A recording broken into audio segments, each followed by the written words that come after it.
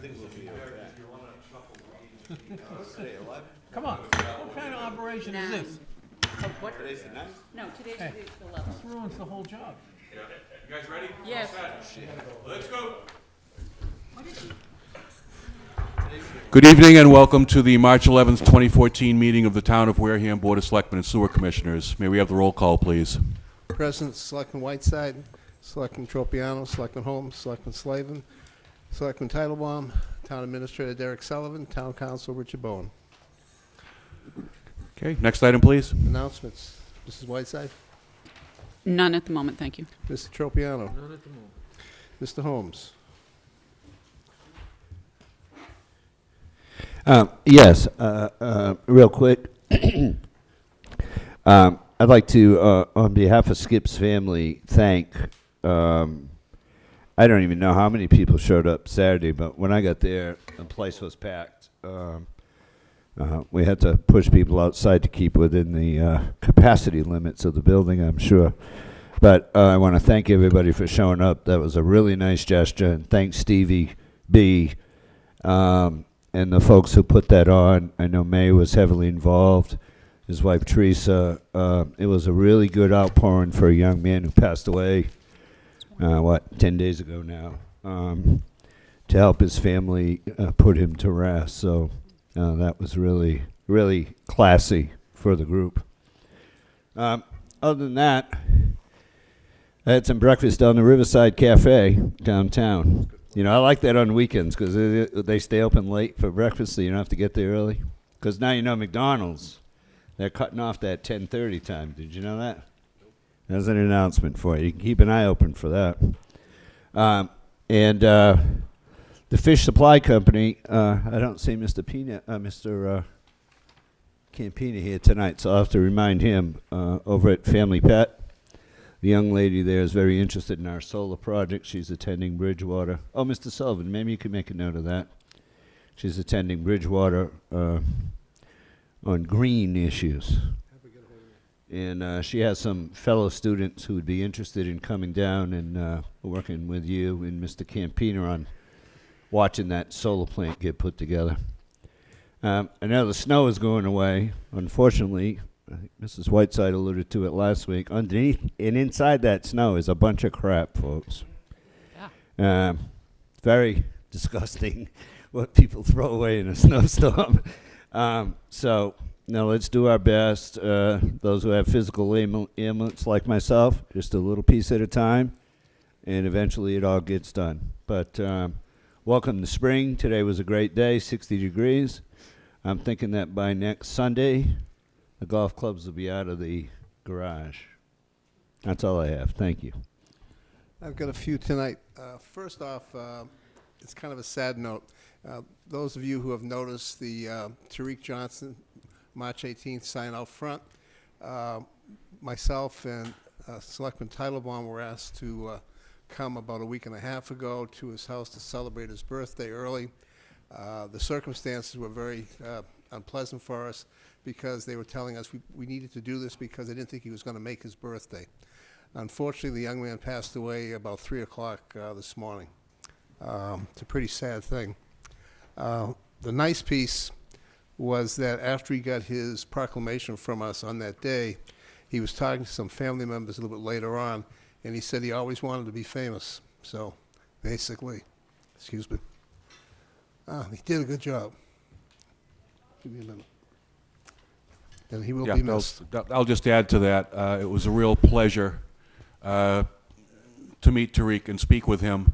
For those who don't know much about him, he was afflicted with a genetic disorder that caused autoimmune difficulties. The only cure for this, and recently discovered at that, is stem cell injections. And he unfortunately was not able to find a match for that. Typically, the children who are born with us lived somewhere between 15 and 20 years now. He made it to 15. We'd like to thank Lorene Dekas, who was the one who had the party for Tariq at her house. She opened up her house to Tariq, his family, a whole bunch of other people, and Selectmen Slavin and myself, and we're very appreciative of that. However, We still are going to celebrate March 18th, 2014 as Tariq Johnson Day in the town of Wareham. We'd like it to be perceived as a celebration of the young man's life, the bravery with which he confronted and fought his disease for so many years, the joy and love he brought and exchanged with his classmates and family. So rather than March 18th be a sad occasion, we'd like it to be a happy one. And with that, I'll ask Selectman Slavin to continue with his remarks. Bridgewater State University focus groups that we put together back, 3-4 months ago, have been meeting. As 4 separate groups have met. We'll be getting a presentation of the report from the focus groups on, looks like the 21st. I should have that for all the selectmen. Wareham Coffee Hour with Bob White. Mrs. Whiteside will be there. Mel Lazarus. Mel is running for school committee. Mrs. Whiteside for selectmen again. 9:15 a.m. Thursday, March 13th, Wareham Free Library.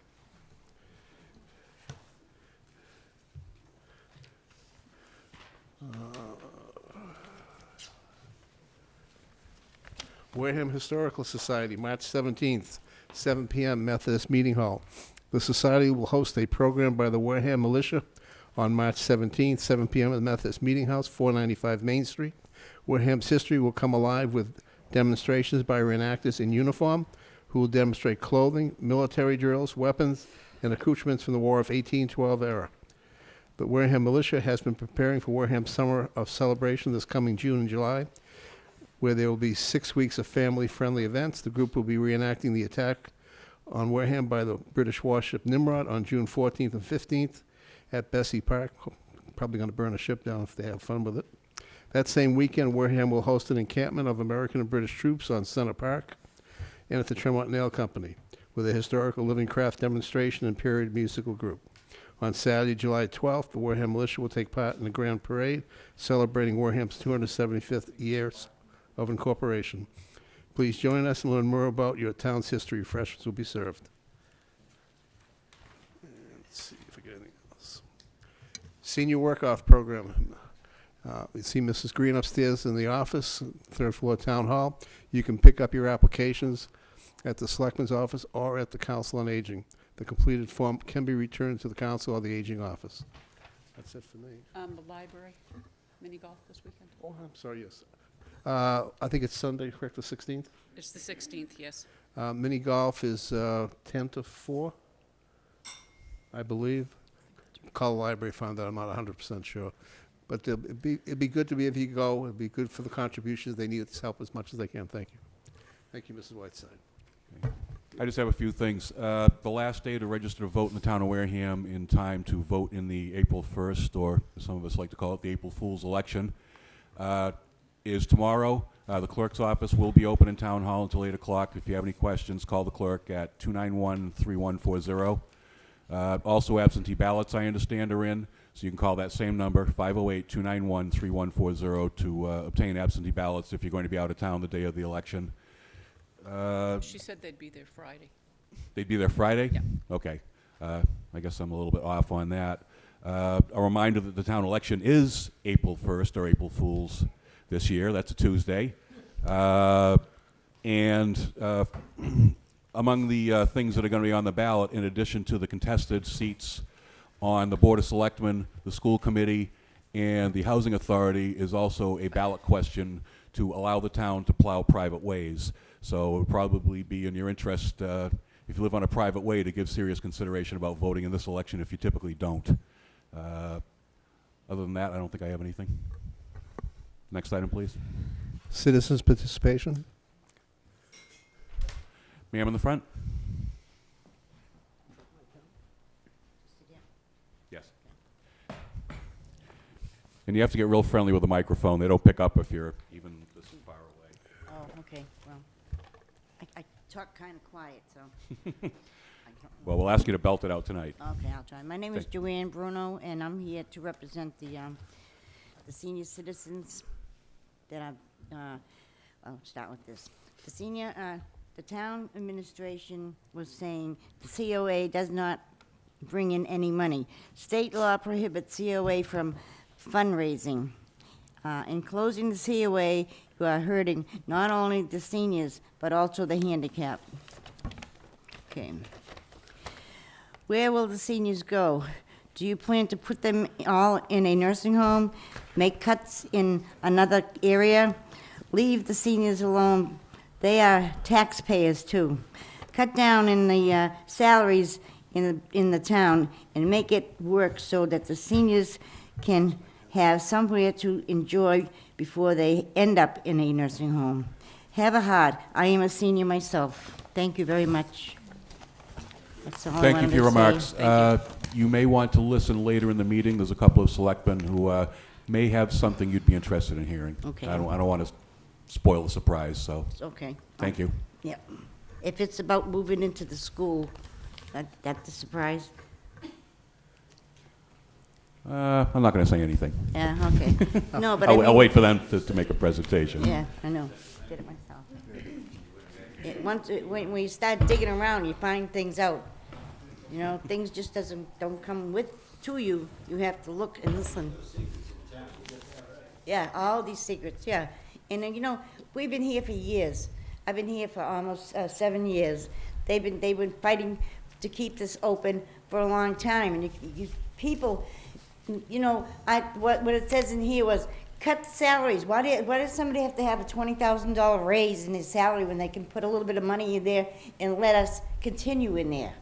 You know, you got all the school stuff in there, brand new rugs, brand new tables, brand new everything.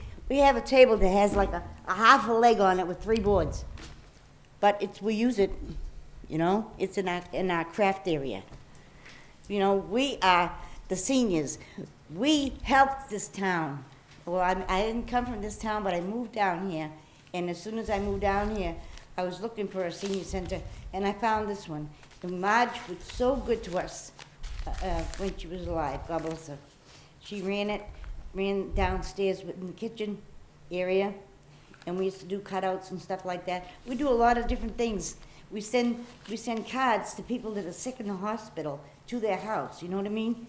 We give the meals that go off, we give them cards and little prizes to take to the people that can't, the shut-ins that can't get out.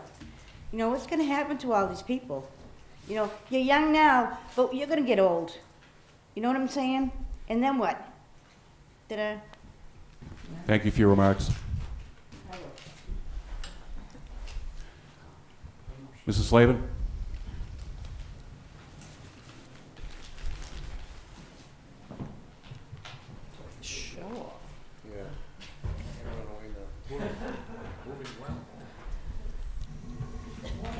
Good Thank evening. you. Sandy Slavin.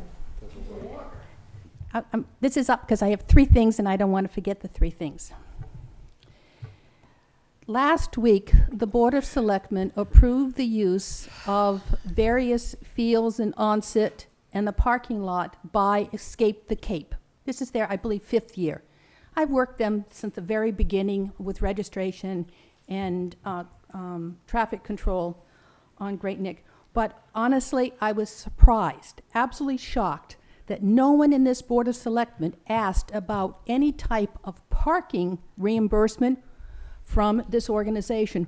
We are going to lose the use of the kiosks at the parking on Onset Pier for 2 days. We do not have access to charge for parking at Hammond or Lopes or Hines because you gave it all away. I was shocked that no one suggested the idea of some type of parking reimbursement from this organization. That was number 1. You're not just going to make those statements without some kind of. I didn't think this was a back and forth Well, during it is citizens. if the information is not totally accurate. Oh, okay. Lopes Field will be used for parking, and we will be generating revenue for the town. You gave it to them to use. No.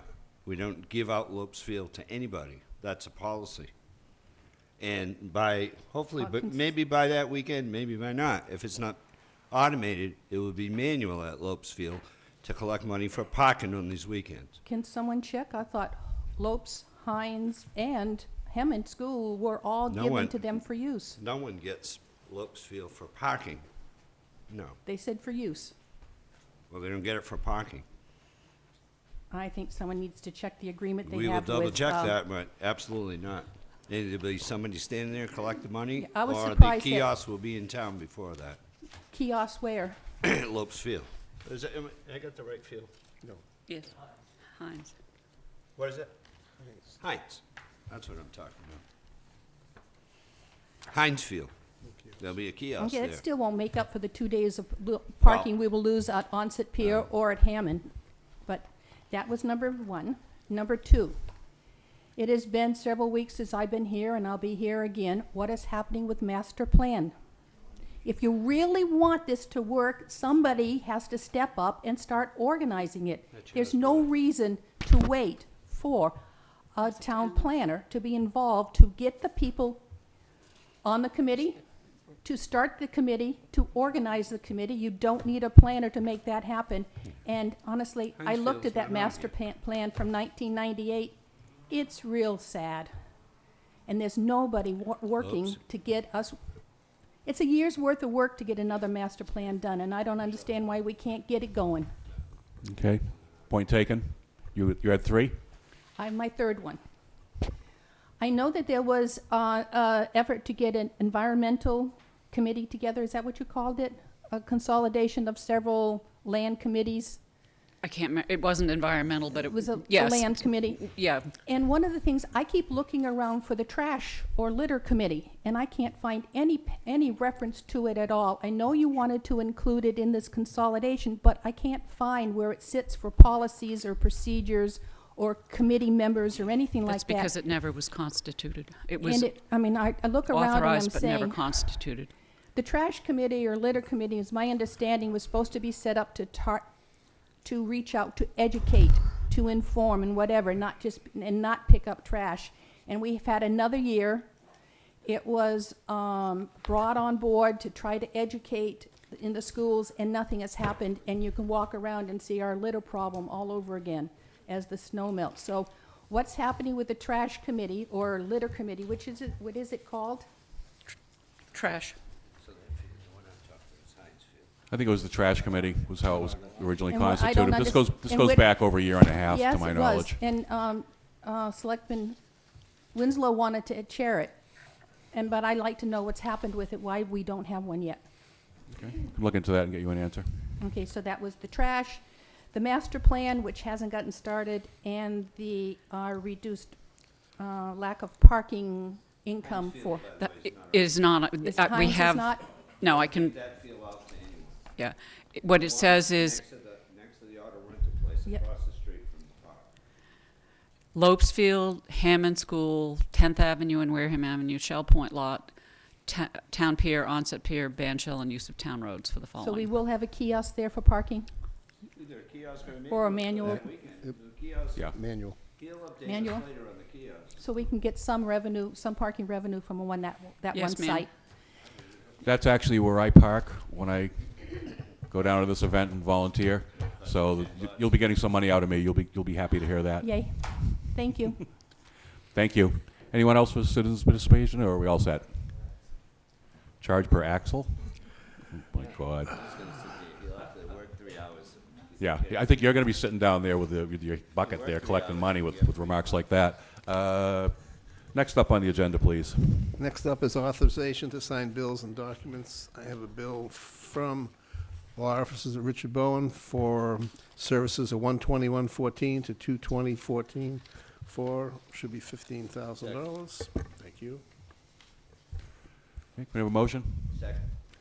Motion. Motion made by Selectman Slavin, seconded by Selectman Holmes. All in favor? Aye. Aye. Opposed, abstained, 500.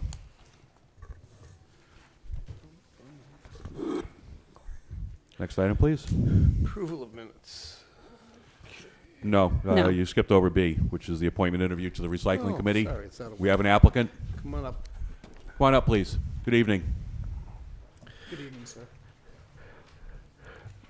Last name Horonkowitz? Yes. I got it right? Mark that down, will you? Good job. First name is Corey. How about that?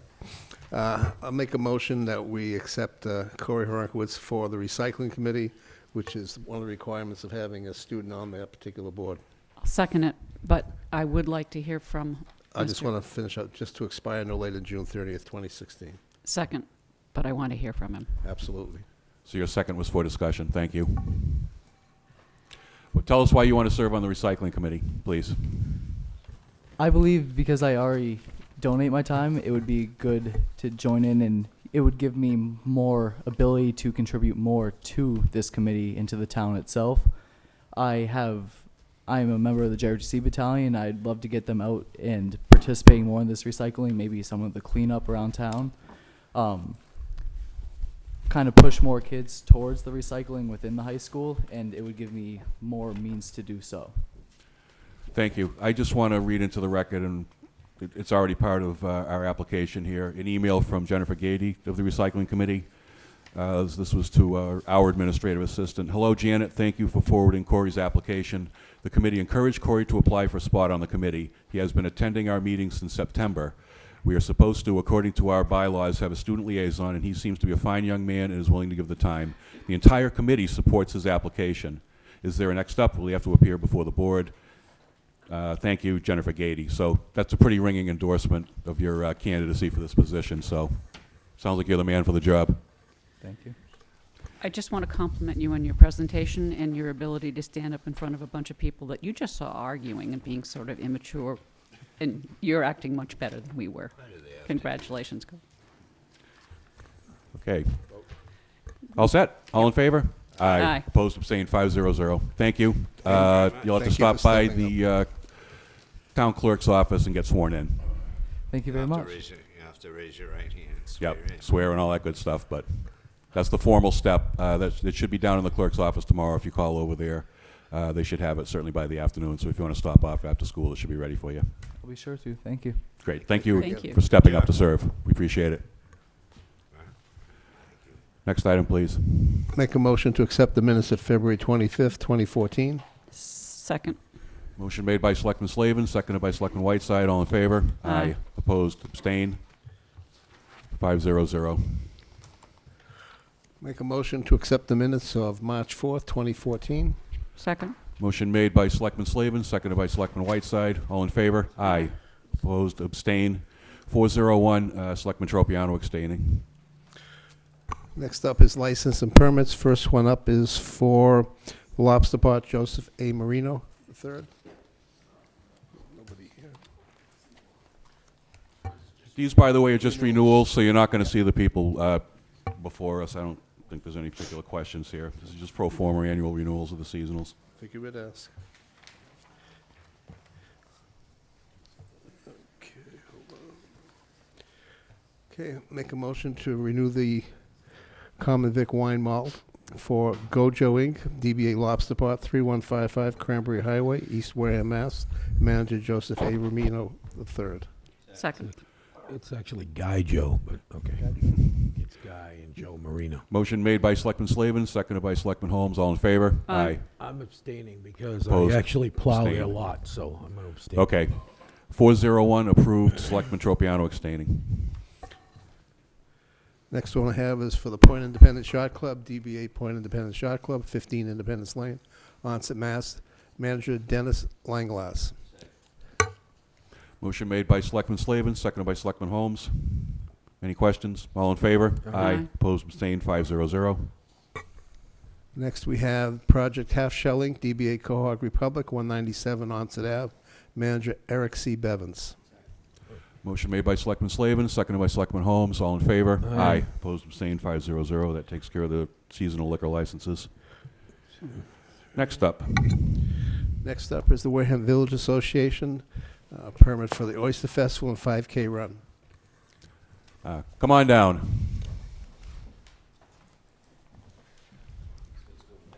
Did I sign it?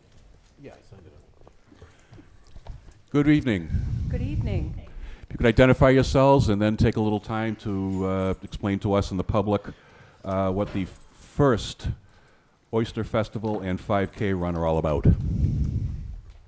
I'm Linda Burke, tonight representing the Wareham Village Association, and Tracy McGraw, Vice President of the Wareham Village Association. And we're here to answer any questions that you may have regarding the Oyster Festival itself, the first annual Wareham Oyster Festival, and the 5K, which will begin at 10 a.m. on Sunday, April 27th, kind of leading right into the Oyster Festival, which will run from 11 to 4 p.m. on that Sunday afternoon. We have a lot of other activities going on that we'd like to tell you about, but first I suppose we should answer any questions that you have about that. Yeah. Questions from the board? Already asked the questions before. Yeah, I know we've had a prior appearance by the president of the Wareham Village Association who discussed the Oyster Festival Yes, and at some length, so. we've been in contact with several town department heads to make sure that we're complying with any kind of requirements that they may have. But just so I can let you know, the Wareham Village Association is also planning an oyster trail, which will feature restaurants from throughout the town providing some kind of oyster dish, and we'll be promoting them as far as we can as soon as we get our approval tonight. We will also be having a speaker series, which will include such educational kinds of programming as a talk by the author of this cookbook, and we'll have a cooking demonstration by the chef at Ella's and several other events. And then the Friday night, April 25th, we're planning an oyster gala, which will be a fundraiser for the Wareham Village Association at the former town library on High Street. We're working with the building inspector, who has been very helpful to make sure that we comply with all the regulations to ensure that we can have a great event there. Okay, thank you. Is there an oyster stew in that book? There's going to be I'm oyster looking for a stews good everywhere. oyster stew. Okay, any other questions? Just to let the board know, we have sign-offs by every department. I'll move the approval of the application by Wareham Village Association, 254 Rear Main Street, Wareham, Second. Mass, for the Oyster Festival and 5K run on April 27, 2014, from 10 a.m. to 4 p.m. Second. Motion made by Selectman Whiteside, seconded by Selectman Tropiano. All in favor? Aye. Opposed, abstained, 500. Your permit will be available tomorrow. Thank you. And feel free to send any announcements you'd like us to make on Tuesday nights here. We can do them for you, generate a little publicity, so. And I think we'll be back because we need a couple other approvals from you guys. Okay, Yes. fair enough. Mr. Chairman, Thanks. could I have 1 second? One second, we've got, Well, but before she moves, can I just tell you that one of my first acting career moves was as the walrus, as in the walrus and the carpenter who ate up all of the oysters. So if you would like somebody to do, I mean, I did that when I was 12. I'd be happy to do it again. Oh, I think we were looking for that. We'd love that. Do you want to do that at the gala? Well, it has to be where I can't pass out because I'm so hot, but I'd be happy to do it.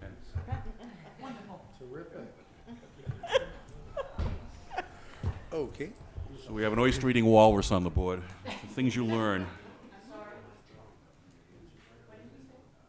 Never mind. Called you an Oliver's. It's an oyster-eating walrus. Got it.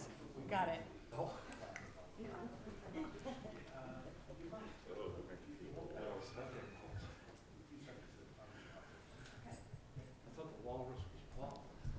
Usually. We, Thank you. okay, we have one more application.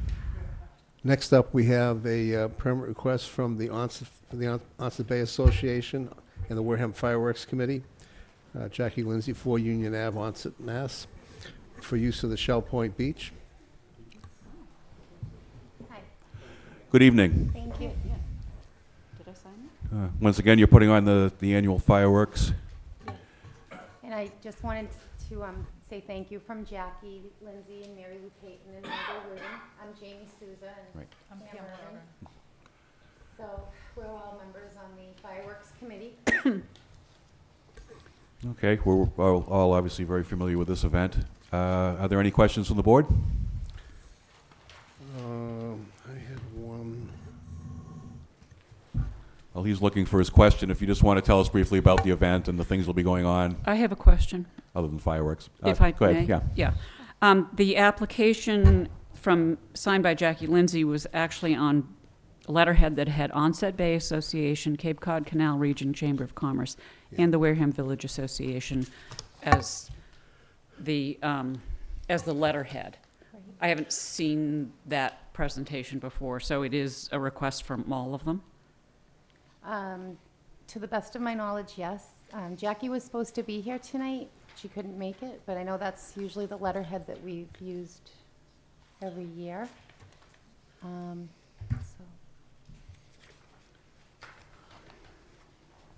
The only question I had was on the application itself. Mr. Sullivan? It says parking arrangements, public parking available, so that will be our regular kiosks and everything? Yeah, I wouldn't think we would not do the kiosk lots and such. Okay. And cleanup plans, say town maintenance? Yeah, the maintenance department, usually we try and get requests from the community events to Okay. be reimbursed, but one of the things is without the funding, I don't know what would be available for our Okay. municipal maintenance department. Thank you. Well, to the point about community events funding, typically, I think they're actually sort of operating, I don't want to say a year in arrears, I think they operate a year out from when their funding is made, because typically they're approving applications before the Springtown meeting comes along to make the appropriation. So I don't know if you can speak to that, whether there's been an application to the Community Events Committee to pay for the municipal maintenance cleanup. Are you aware one way or the other? Yes, the application's right here. To community events, Yeah, right. And that's the one you're asking about with the 3. yes. Okay. Mr. Sullivan, can you speak to their budgeting and allocation cycle at all community events? In other words, would they be taking this current fiscal year's appropriation to pay for this cleanup in July? Yeah, this year there was no appropriation for them. There would have been the monies that were already in the account that hadn't been expended. So we'd have to see, it's going to be based off of what other requests they've had. They pay for portions of the fireworks. I think they also pay for the police details or portions of them. So I'm just saying, without knowing their bottom line, I can't tell you whether there's any monies available for the municipal maintenance cleanup. So. There was $31,000 as of about a week ago. Yeah. So the Unencumbered? 31,000 in Unencumbered. unencumbered as of that date. And so we'd have to know what the police details are going to cost for the reimbursements and such. So again, I don't know what they've planned for that. I don't think there's a problem. Okay.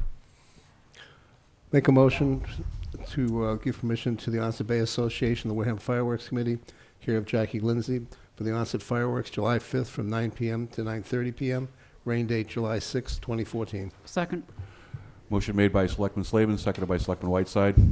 Question, Selectman Holmes? Clear that some of these things, no, our lot is not used for parking in this, right? I know that we're told not to put it on these applications. I just want to make sure it's clear. I don't see it. Last year there was an issue.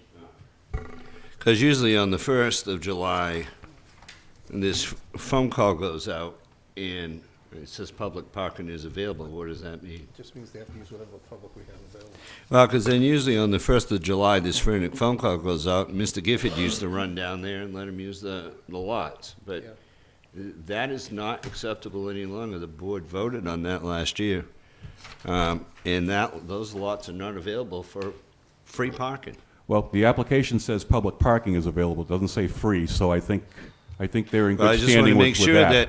I want to make sure, and I want to be clear, because, see, last week, I know it's not on the application because we've asked them to take it off. Right. And a citizen came up tonight and said that we allowed people to park and use that lot for free, which we did not.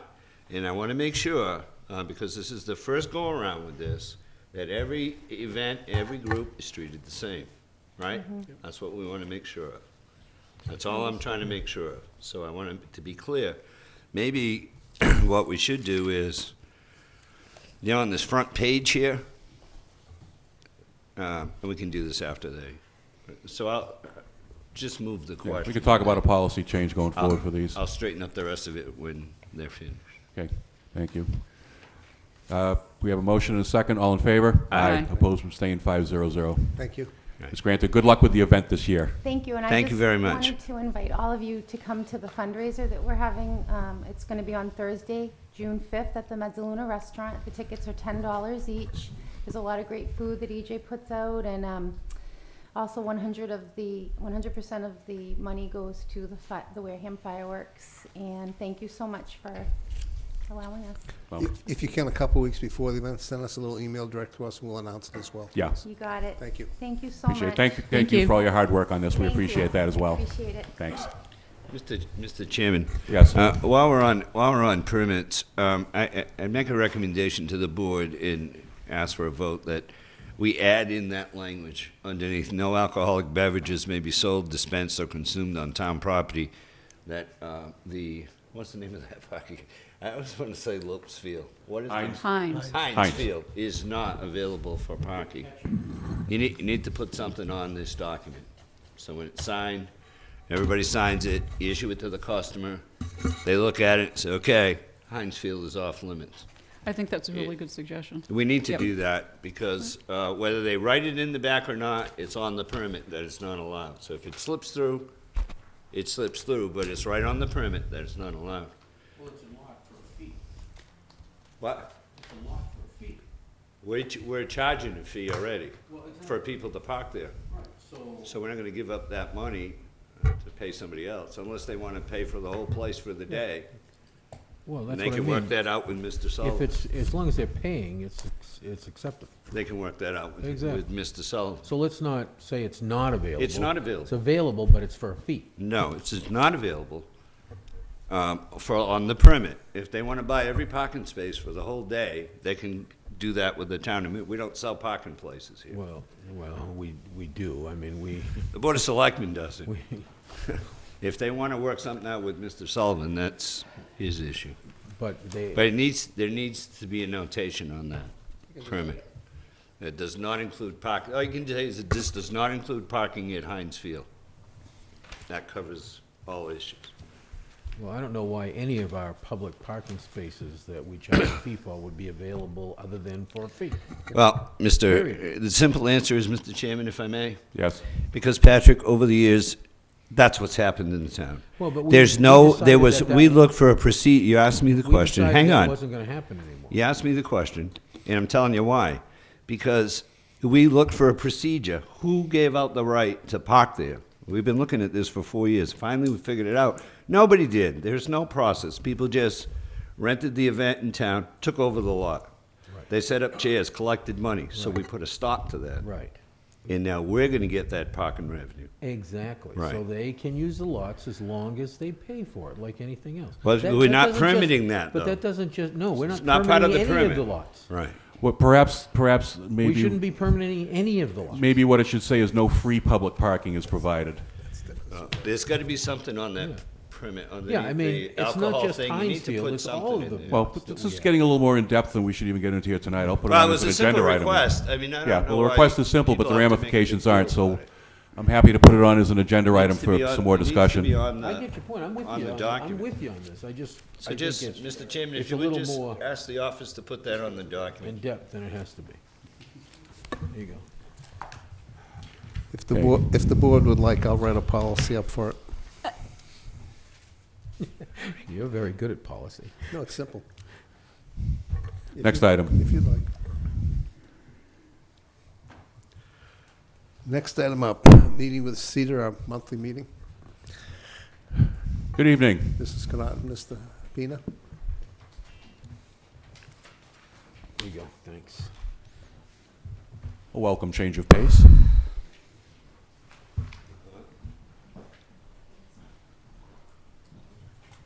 Good evening. Hi.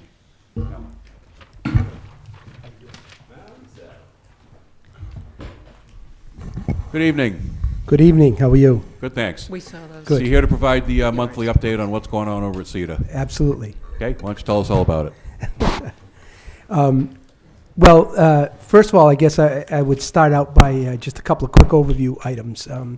Last time I was out in front of the group, we were approving the FY14 Community Development Block Grant application that has since been submitted. and I'm a much happier guy because of it. So that got submitted on February 14th. We'll know about that sometime in July. We'll have an answer on that. I forwarded out a report, and what I wanted to just let you all know is each month at the CETA meeting, I prepare what's called a CETA Director's Report, and then I give that out to the CETA Board. I thought it might be helpful to give that all to you so that you could have the most recent information that we have. I'm happy to speak to any item on there. If you want me to just kind of give you an overview of the highlights, I'm happy to do that as well. I know it's a lot, and I don't know that you want to go through every item, but I'm happy to do that. The one big item that I would share with you is that we had last Thursday, we had the bid selection for the Phase 3 of the Streetscape project. I.W. Harding got that award for $343,000. So we will be in the process of trying to execute a contract for that very shortly. The one thing that I would also add with regard to that, and I know it's been a concern, we discussed it yesterday at the CETA Board meeting, is the timeline. The contract speaks to May 31st as the deadline date. I am confident that we can get that done. We only have a couple of basins that we have to put into the ground. They're over by where the gas station is at that end of the project. So we're going to begin there. And the reason we want to begin there is so that we can get that piece of the project completed and get out of the way of the folks who are getting ready to build the platform in the parking lot.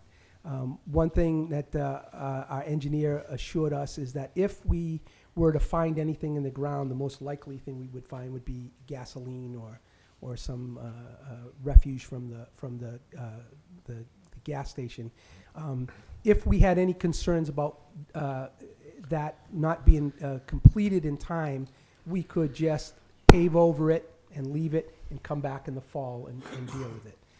So I'd like to, try to alleviate any fears that you might have about this project going beyond May 31st.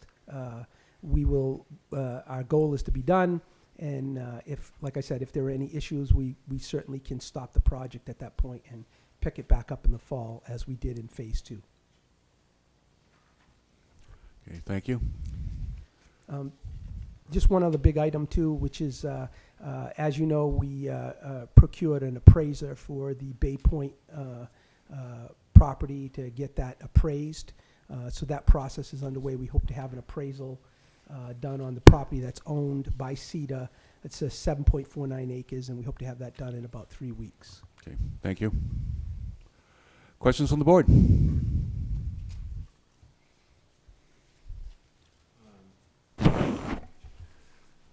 Selectman Tropiano, yes. So you're having the property appraised Mm-hmm. for the purpose of? We don't have a value on the property, and so we wanted to have the property appraised. We were approached by folks from the golf course who were interested in the property, and we told them that before we could even consider any kind of an offer from anyone, we'd have to look at an appraisal of the property. So we decided to have it appraised. Okay, once upon a time, we were going to do something with that, and we were going to lease it for 99 years, Mm-hmm. which brought the town considerable income as a result of it.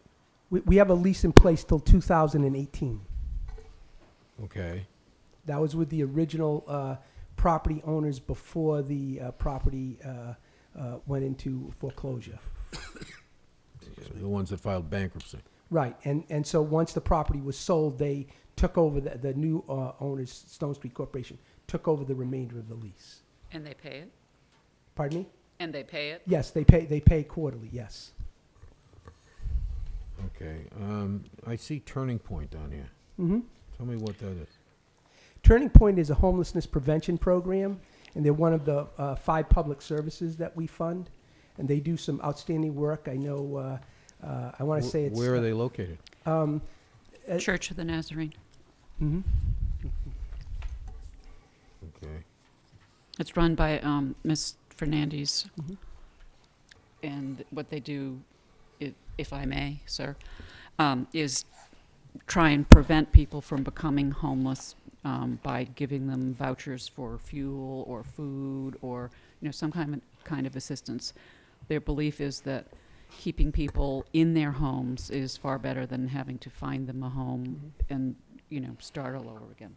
It's a really yeah, it's a really good place. Yeah, no, those things are always good stuff. Yeah. Okay. How do we make out with the road alongside the gas station, the Hess station? How do we make out with that? That road has been cleaned and it's been paved over. So and they've taken the contamination out of there? yeah, it's all gone. All the contamination's been removed and the road's been paved over. Okay, so to DEP satisfaction? Yes. Satisfaction? Yep. I have a. So that's few- not going to come back and haunt us later? No, it should not, sir. Do you have a response? You have the response action outcome statement from I DEP? do. Yep. Okay. That's the technical, that's the Yeah. technical closeout document that DEP Yeah, issues once they've reviewed the cleanup procedures and Mhm. have signed off on it and agree that you've cleaned the site up to state standards. So Yeah. that's the final These closeout things document can come you back need. and haunt you if you don't have the right paperwork. Mhm. Exactly. And, I was concerned when I saw it initially that we were gonna be in there for a real problem, especially that close to the water, Mhm. So that's all said and done. Well, that's a good thing. Brownfield program. I'm just trying to review this quick so I can get the rest of my things here. Let's see. 95 Information Center. How's the information center going? Is it just hanging in there? Yeah, it's actually doing quite well. We last year we held a luncheon with the Cape Cod Canal Regional Chamber. We co-hosted it and we featured tourism as our theme. After that meeting and Chairman Teitelbaum was involved, we put together an ad hoc group to work on a regional plan. It turned out that plan became a lot more centered on Wareham, and one of the positive outcomes that came from it is Representative Gifford was a participant also in the group, and she was able to advocate on our behalf to get us $15,000 from the Mass Office of Tourism and Transportation dedicated to that project. So we're really excited about that. That's a really good thing out there. That brings in a lot. People stop there constantly. They Mhm. get a lot of information about us. They come to our strip because of it. Mhm. They come to our malls and use our businesses. I mean, it's a real helpful kind of thing. Mhm. It was too bad. The bathrooms are still gone though, right? Yeah, we bring in porta-johns. Oh, you do? Yeah. Okay. Yep. 'Cause I remember they had, there's a big to-do about the bathrooms in there. Mhm. It's just too bad. Well, there's no running water. That's the problem there. Yeah, and just for your information, the gentleman who runs that facility, Bruce Hutchins, is a member of the Wareham Beach and Tourism Advisory Committee that this board set up. We figured he was probably the best guy to go to find out what people are looking for when they come down 195 and have questions, and he's been extremely helpful in a lot of areas.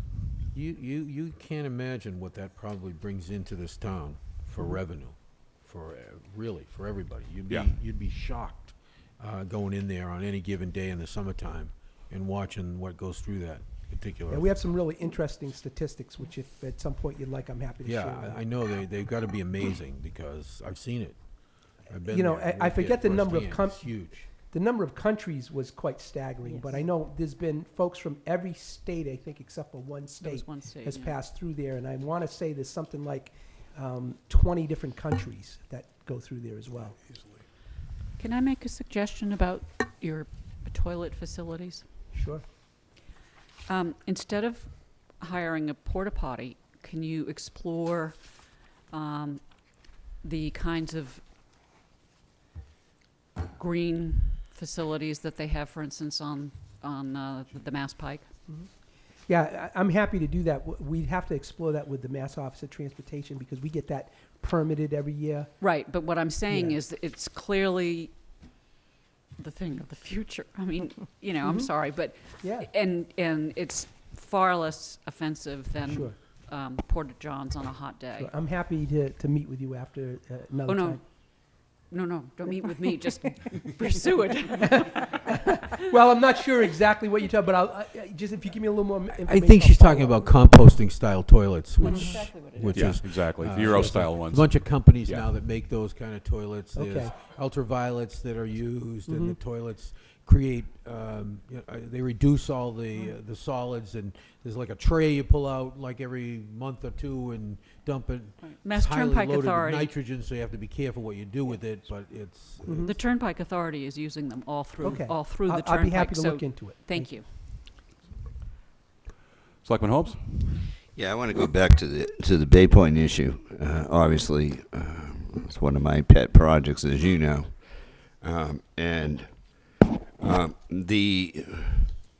it's also been a big thorn in the past, but those days are over. Finally, the money that's generated. I don't want people to stop calling Mr. Sullivan because there's a ton of money, according to my colleague.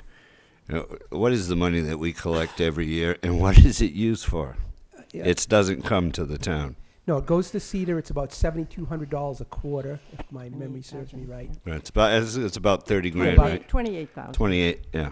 I think it is. And that And money goes back to Cedar. Goes back to Cedar. It goes into our economic development funds. So, for example, this wonderful New England Boating magazine that I know that, Right. that Gene would love to chat with you about, that magazine, that the funds that we put into that project come from those funds. Right. And so this was brought up a couple months ago. I know that Bay Point has been to zoning, right? We were there that night, planning. Planning is just introduction, planning. but they haven't really Right. followed yet. And so that what they have is a plan. They have Plan A and Plan B, but they're actually going to remake over 16 out of 18 holes on the golf course itself, and put a community in there. I forget the exact number. 111, I think 81, it was 115. I think 115 units. 115, I think they went and with or without the land. So at this point, the guys invested personal money over $1 million in the first couple of years. We finally have a place that we can be proud to play on. I know Mrs. Canort shares some of those sin traps with me on occasion. We finally have a golf course that we can go play golf on. They're going to redo it, but they're not going to wait around for forever for that. I think the town is favorable to the entire resort project, so I think we're in good shape. But I don't want people to start calling Patrick tomorrow and say, hey, with that ton of money you get, and open the senior center, because that money is used for economic development. And the sale of that property will also result in money back in Cedar coffers for economic development. Is that correct? So people shouldn't be... The point I was trying to make was that Hampton Inns wanted to go in there once upon a time. They could put an conference center in there. And when they wanted to come in there, we decided that we wouldn't sell them the property. We would lease them the property for 99 years, which created a constant flow of income. And it was considerable because they needed the parcel of land that was in the middle. It was very important to their project at the time. And unfortunately, the railroad decided they couldn't cross the tracks because they wanted to come in from the front side through the old White Hotel, come in through that way and across the tracks in order to enter it. And they decided that they wouldn't allow them to cross the tracks, and the project fell apart. But we could have had an inn and conference center out there 20 years ago from Hampton Inns, from the guy from Hampton Inns, which would have been a really nice project. And it would have made some revenue for the town. That's what I was talking about. Right, but we're in the current year, and right now the numbers are still not favorable. Although the owner of the country club, the guy who owns it now, he's actually a Hyatt and Hilton man, so he knows if there is a potential there, and I know they've looked at it. If there is a potential there at some point, this guy builds hotels, so he'd be happy and manages them. So he'd be happy to put a hotel there if we can come up with the numbers. But I think for now he's going to work with Mr. LaFrance to start to work together. Selectman Holmes, we did a study, probably about 4 years ago. We had a concern come in and do a study for us on the feasibility. And we looked at it from high end to low end, any kind of hotels. But it just has not been feasible Some chains have come in and looked at it, and they've Yeah. just said the numbers aren't there. Hopefully, they'll be there soon. Yeah, I maybe think another things are 5 years changing. from now, or we get some bigger numbers, right? I mean, the problem is whenever you look at Wareham and you draw the circle around it, most of the circle's water. There's no people there, so that's part of our problem. Look how hard we had to fight to get one at Makepeace, because we just don't have the numbers. But yet you come to Onset on a weekend and you can't find a place to stay. Right? I mean, it doesn't make any sense to most people, but when you put that out over 52 weeks, there is no business, right? So hopefully someday with bringing that resort in there and bringing more people to town and maybe someday it'll be worth one of the lower end Hyatts or Hiltons. Who knows? He does both, so, maybe he will do well there. And we hope he does, because if he does well, we do well. So it'll all work out. Have you, I know you had talked about some other ideas. You want to just mention the skate park Sure. that we met with those people Sure. last week? Absolutely.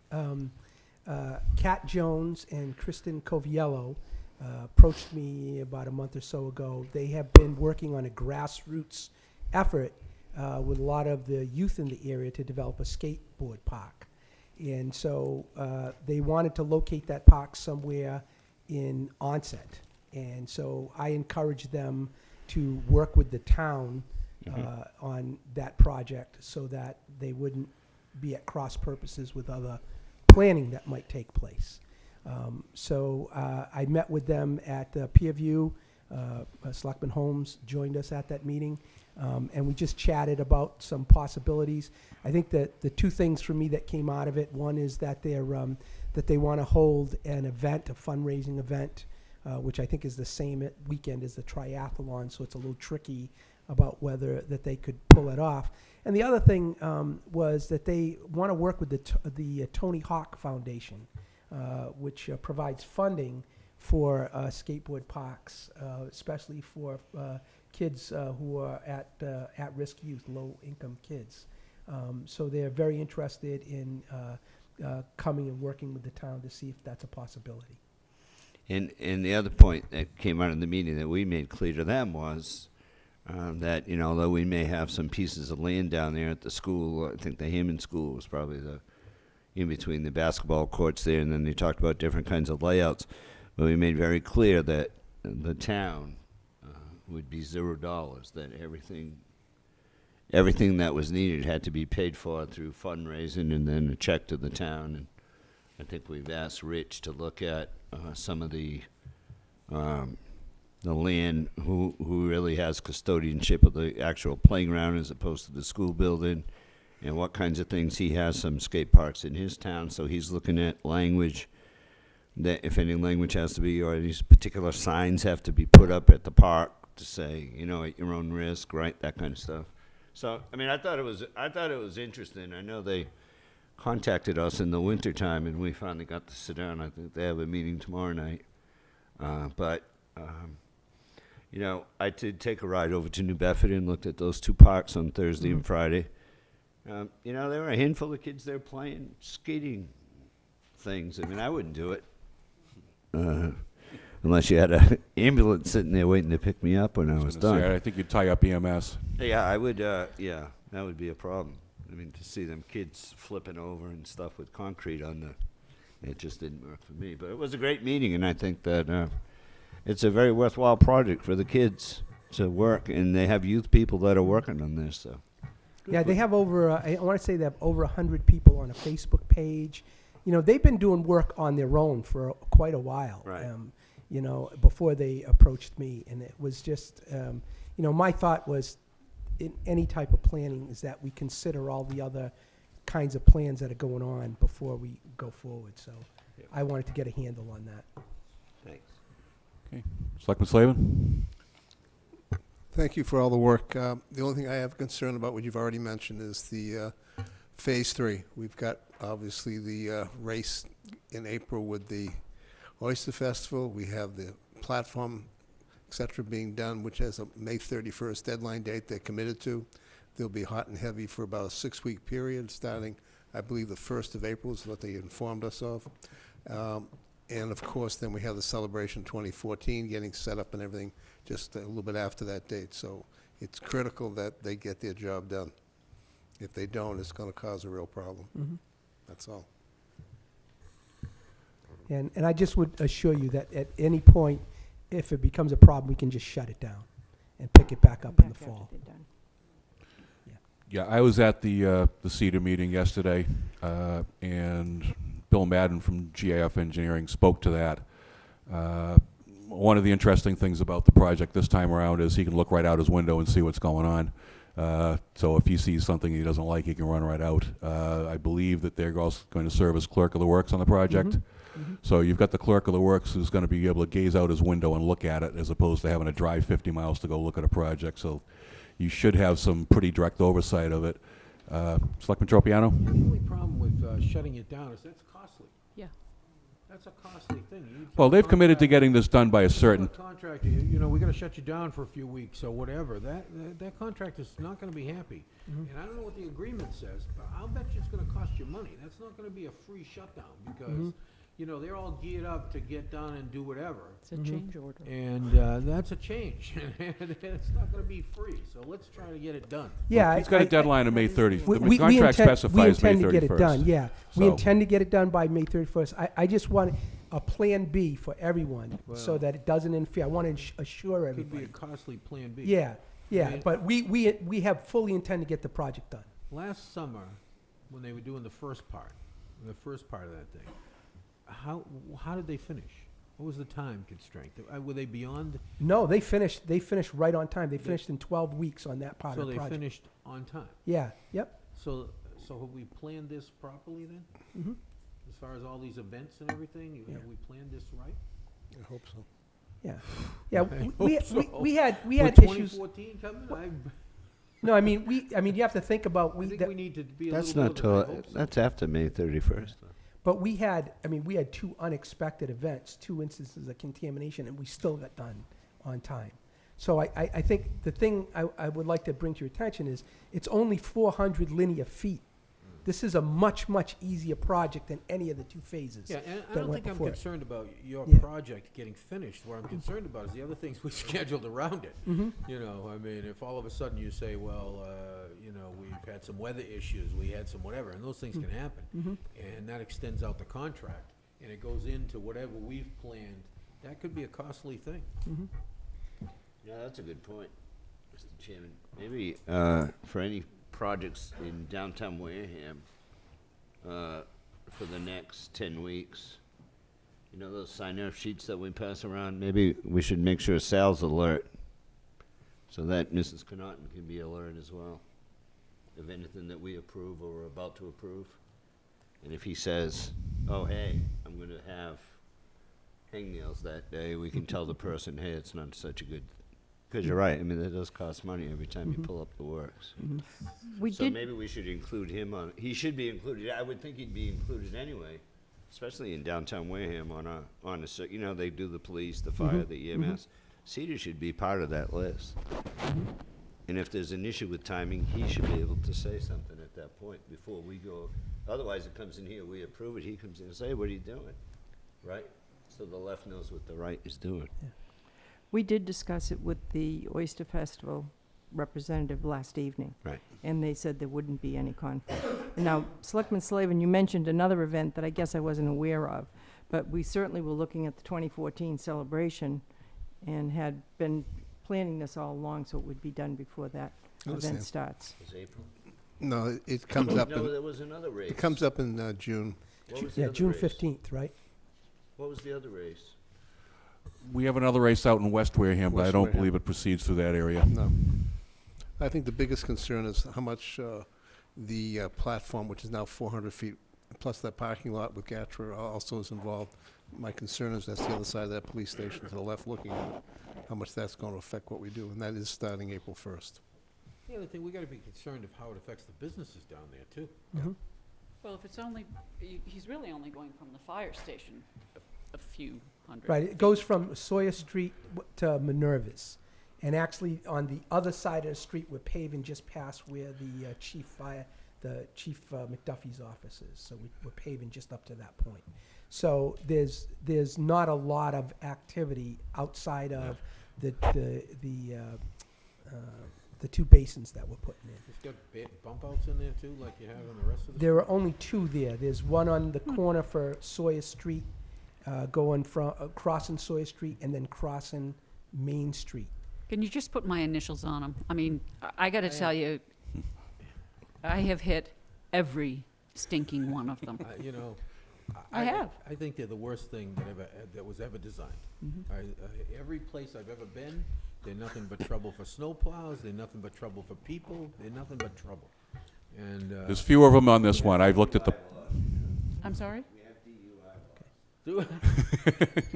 I'm talking about in the middle of the day, trying to go to the post office and having to go half a mile to get a parking place that I can actually get my car into without running over one of those things. Yeah, that little station wagon. Driver's ed. to be honest with you, I'd like to take a plow and take them all out. Well, you do plow, so that sounds like a threat. We spent a lot of money to put them in. I'd like to take them all out. I'd like to go down, right down. May I ask a question that which is totally, I guess maybe, you can't answer it, I don't think, but may I ask the question about the gas station that we keep referring to, which is out of business, but still has prices of gasoline posted, and I'm of the opinion that that does not comply with the rules and regs of the town of the Ham. Well, I don't know if that sign bylaw's been approved yet. No, It has. AG's approved it. They noted one Even- objection, and that even was, if it that was hadn't. it. Somebody sent a letter in. Really? You did? Shocking, huh? You did? No, even if it hadn't passed, you have to pull the Wasn't him. the things off. The I know who it was. Well, do we have anything else for Director Pina and Chairman Can you answer Connaughton that? tonight? May I have an answer for that, Mr. Sullivan, please? I mean, isn't It's it- misleading in the sense that you do occasionally see people pulling in there looking to get gas, and then they realize that after 3 minutes, when nobody comes out, that looking around at the weeds growing and all the other stuff that maybe is defunct. But really, what they should be required is to put up a couple of cones there. Now, the other thing is, occasionally the fire district parks vehicles right in there now, which right. is Well, my understanding was they interesting. either are supposed to pull the tanks or fill the tanks The tanks have been filled with sand. with, Or I whatever. don't, it was whatever, there wasn't sand, it was a type of solution or something that they have in that, so.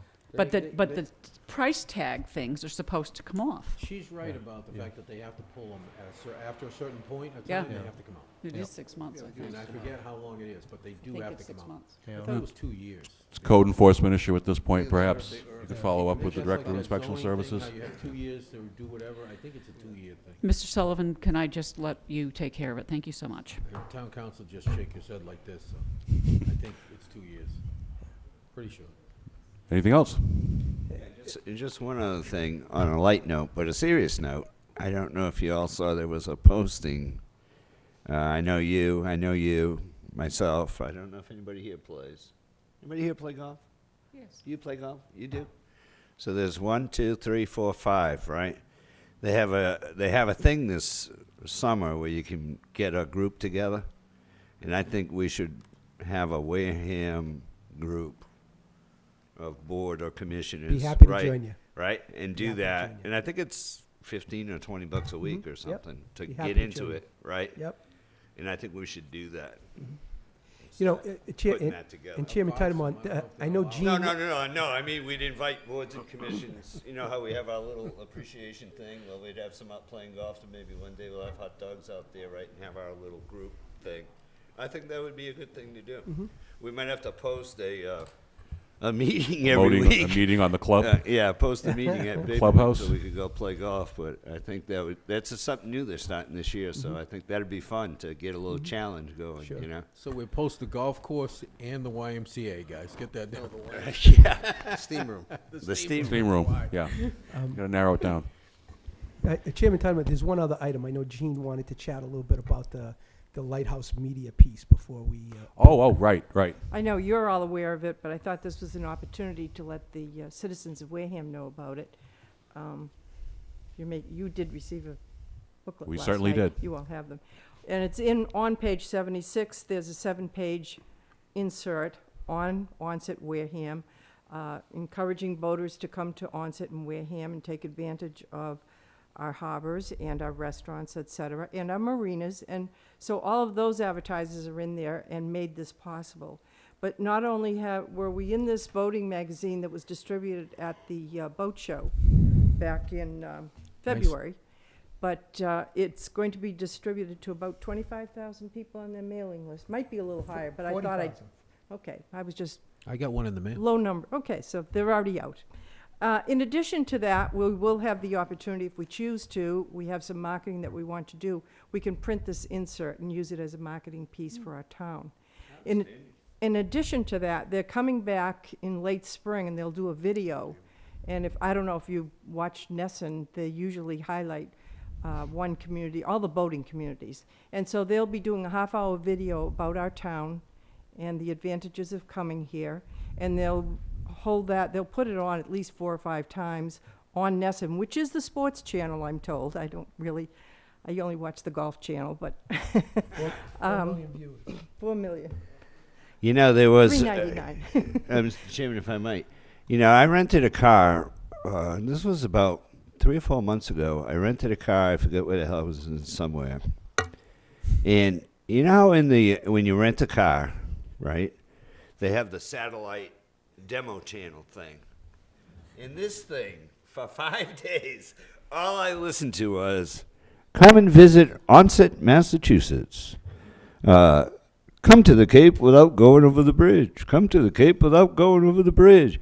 And it was this thing. It was like about 1.5 minutes long, and it talked about Mark Anthony's Pizza was in there, and it was just like this little tape thing, almost like a little commercial, because I didn't connect the satellite on the radio, so it just kept playing the demo. And that's all I heard for 5 days, and I'm thinking to myself, here I am in some faraway state somewhere in the boondocks, and it's on the not the satellite, what do you call that? Sirius. That's it. There you go. And they play that little demo before you, if you don't, honest to God. Honest to God. And it kept saying, it was talking about Mark Anthony's Pizza, it talked about the marinas, and it said Onset, beautiful beaches, and come. Yeah, honest to God. Well, the rest of the story is that video will be ours to own. And out at the information center, Bruce is taking it high tech this year. So he's going to have internet and a screen there, so subscribers, and he'll be able to put this on the loop, as well as he's selling that advantage to the subscribers. So they'll be able to have that on the screen as visitors come in. So he's doing a great job of economic development for us. I think everybody's trying to beat the drum, right? Everybody's trying to do their share. And one of the things about that article that's really nice is when we were first approached by Lighthouse Media to participate, they asked me to basically would I fund it, and I said to them, if you can go out and get half the money through private businesses, I said I will go to the board and ask the board if they'll partner with private entities, and sure enough they did. They went in. So when you look at it, you'll see the folks who contributed to the article and to the project, and so it was a really nice public-private partnership, and I think that's really worth mentioning for folks. One last thing, if I may. You introduced a new policy this year on distance participation at committee meetings and board meetings, and I was lucky enough to be able to participate at CETA meetings via FaceTime this winter, and it was very effective. Other than they had an ice storm down in Hilton Head the second time and the internet went out, but I thought it was very good. Someone was there. Was it Mr. Slavin, were you there? I could see you all and wave. It was very interesting. So it works. Thank you. Thank you. Great job. Appreciate it. We look forward to seeing you again next month. Thank you so much. Appreciate it. Take care. Oh, Sal? Yes. Why don't you, I'm sorry, Mr. Chairman. Why don't you take 10 more seconds to talk about the bank? The new bank. With Peter Muse, is that not the Citizens Bank, the Federal Savings Bank? Yes. Federal Credit Union. I'm sorry. Yes. No, well, Peter Muse is actually the chair of the Workforce Investment Board, the New Bedford Workforce Investment Board, And they had asked me several months ago, would I come in and do a presentation on Wareham, because at this point, no one is represented on the New Bedford Workforce Board from Wareham. So I've been attending the meetings on a regular basis, and they asked me if I'd do a presentation. So I put together a little PowerPoint about all the nice things that we were doing here, and Peter Muse came up to me afterwards and said, I think I'd like to, I'm really impressed by all the things going on. I think I'd like to put a bank there. So so he asked me, we talked a few times about different locations, and sure enough, he located a bank, so really exciting. And on that subject, and the reason I asked you to do that with twofold, one was because I wanted you to let people know about the bank. I know it was in the paper, but two, Mrs. Connaughton, last year, we submitted that letter to the mayor of New Bedford. He's the appointing authority. That's correct. For that council, and we submitted that letter. So, Mr. Chairman, if you could put on next week's agenda so that we could have a vote to resubmit the letter for Sal to be appointed to that board. What is the name of the board so we get the letter right? It's the Greater New Bedford Workforce Investment Board. Right. And we might even be able to pull the old letter and just redo it and change the I'll date. see if I can hunt it down. But one of the things that's really significant, and I've been talking with our town administrator about summer youth programs. And so, as you know, the New Bedford Workforce Board oversees the Career Center operation. So we've lost our Career Center satellite center here because they had funding cuts. But they also fund summer youth programs, and none of those programs are being funded down here. Right. And I think that's in large part because we haven't had representation. Because in the past, they have funded programs here. Yeah. So if you wouldn't mind doing that. No, next not at week, all. then, we can copy that. Well, next week was sewer week, but the week after, well, yeah. Week after, right. I'll That's be happy okay. to send you a copy of the old letter. Thank And you. if you can't find it, let me know. I'm sure we have it in the office. Okay. Thank you. Thank you. Have Thank some you. of Ms. Shaverhood's cookies, because they are really good. I would love to, but I worked out today, and so I'm going to keep that work that I did. It's really good for your golf stroke. Thank you. Thanks. Appreciate it. Next item, please. Next item is special town meeting warrant articles. We don't have anything ready for us today. We will be closing the special town meeting warrant next week on the 18th. Next item is vote to execute spring election warrant.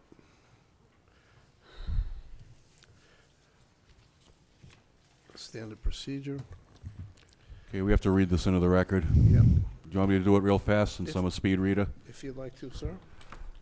Okay, Wareham Town Clerk, Commonwealth of Massachusetts, Town of Wareham, Plymouth, Shire Town, to either of the constables of the Town of Wareham, greetings. In the name of the Commonwealth, you are required to notify and warn the inhabitants of the town who are qualified to vote in the town election to vote at Precinct 1, Memorial Town Hall, 54 Marion Road, Precinct 2, Hammond School, 13 Highland Avenue, Precinct 3, Minot School, 63 Minot Avenue, Precinct 4, Deacon School, 760 Main Street, Precinct 5, Deacon School, 760 Main Street, Precinct 6, Minot School, 63 Minot Avenue, on Tuesday, April 1st, from 8 a.m. to 8 p.m. to cast their votes in an annual town election for the following: Board of Selectmen, 2 positions, 3 years. Board of Assessors, 2 positions, 3 years. School Committee, 2 positions, 3 years. Constable, 1 position, 3 years. Housing Authority, 1 position, 5 years.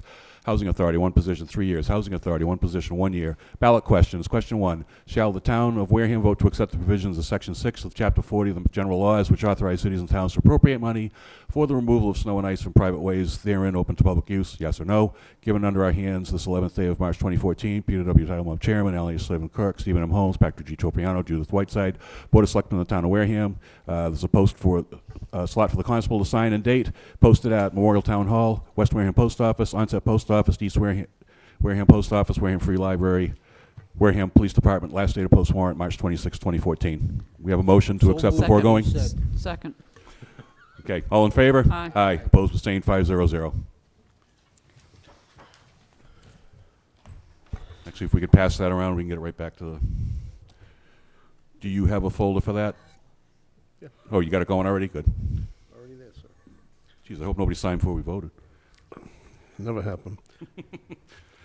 Next item, please. Okay, we have discussion and possible vote on policies. First one is 025.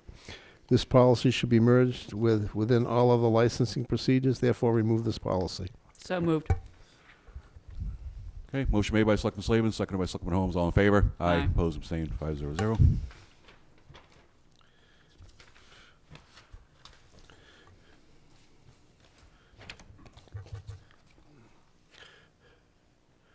Next one is policy 0501, policy okay, but not being enforced. Another problem is cost of courses needed/required to take. At the end of the first sentence, state of ethics exam required every 2 years. I thought it was now every 1 year, sir. It is. Thank you. Okay, I get every year. I think So we're cutting out the 2. 2 to 1. Was 2 when I originally wrote it up. well, it's now 1. I think that the booklet that was created for boards and commissions addresses this issue, has the website link for the training, and that perhaps the chairman of each board and commission should be reminded that the entire booklet is online, and that it may be up to him or her, the chair, to make sure that his members pay attention.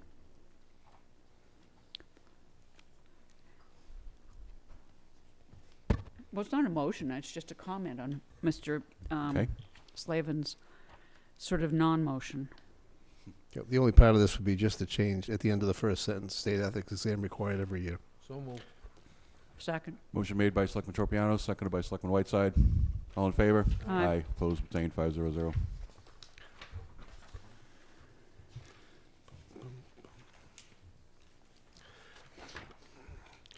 0208, add at the end of the first paragraph, all town property used for parking shall remain under town control, and all revenue for parking goes to the town.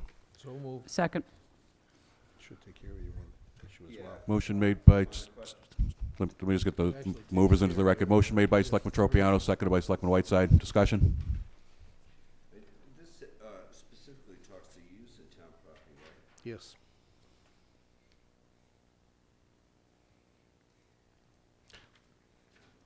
You know, the question came up about, so this one, so all we're doing is adding here, this doesn't actually do complete usage, this is just for certain usage, right?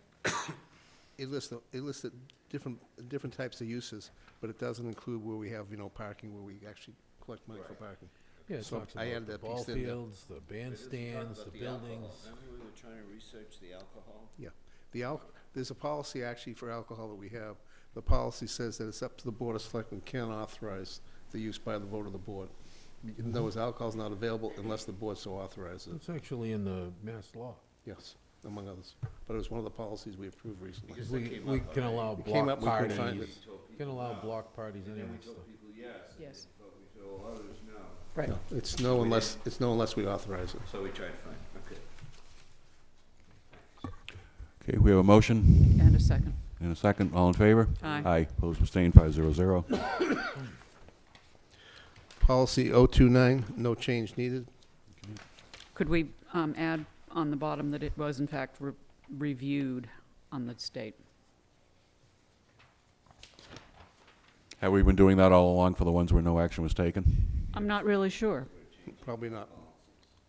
I don't think we have, but I think we should be doing it to show that they have in fact been reviewed. No, but in Okay, fact, I made a note. I can change them again. Okay, next one. 0210, no longer valid, remove. So So moved. moves. Second.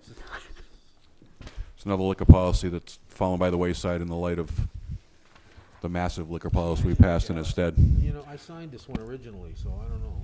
I wanna- Maybe, Well, that's okay. You made the motion, so it'll go in the record. You self-destructed. Motion by changed Selectman. my mind, never mind. Motion by Selectman Tropiano, second by Selectman Whiteside. All in favor? Aye. Opposed, abstained. 500. It is gone. Next policy is one of the old ones, 88-10, done back in 1989, actually. This policy really is almost like a master plan for the Board of Selectmen that was done way back with Sarah Woods and Jimmy Vincino, et cetera, Joe Grazia, Phyllis. If you look through it, it's a pretty comprehensive list of goals and objectives, et cetera. It's probably something we would need to do as a board separately. I think that we should have a workshop kind Yeah, of we have to go over meeting on this one, because there's no way that I mean, we don't do some of these things. Some of these things haven't been done in years and so on and so forth. I wasn't fully comfortable just doing it on my own. Move 88-10 to a future agenda by itself. Second. Okay. Thank you. Motion made by Selectman Holmes, seconded by Selectman Whiteside. All in favor? Aye. Opposed, abstained, 500.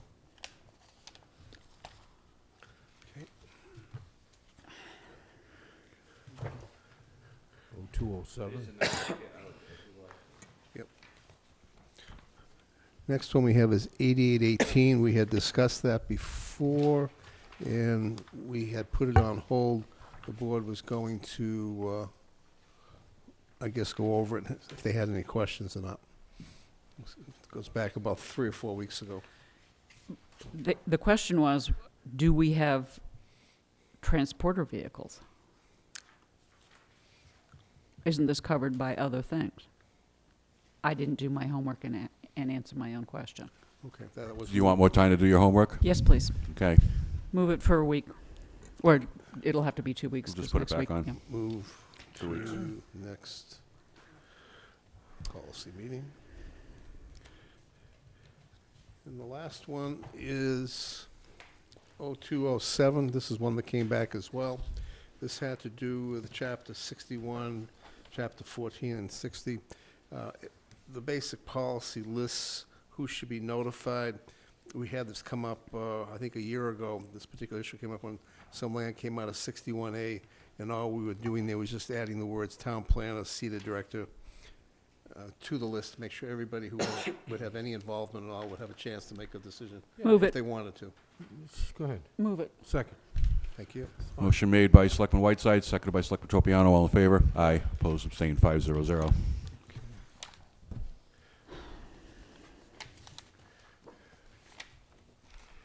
I love this next one on the agenda. Do you? Begin favorable action votes. Well, that's the way we term it. That's to assume that we're going to vote favorably. No, what it is. You can is vote it's- 050, favorable It's action. just the way they term it. They vote favorable action, and it could be 050. It's just. So if we're all against something, it's a 050 vote. Finance We committee- vote no on favorable action. I've never seen it done this way.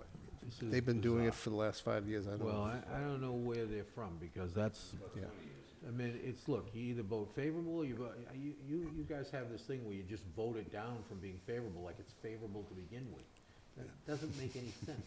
We You argue. vote no action, you vote, look at Robert's rules. You vote no action, you vote favorable action, you vote against it. I mean, these are the kinds of things, you vote to table. I mean, there's certain things that you can do.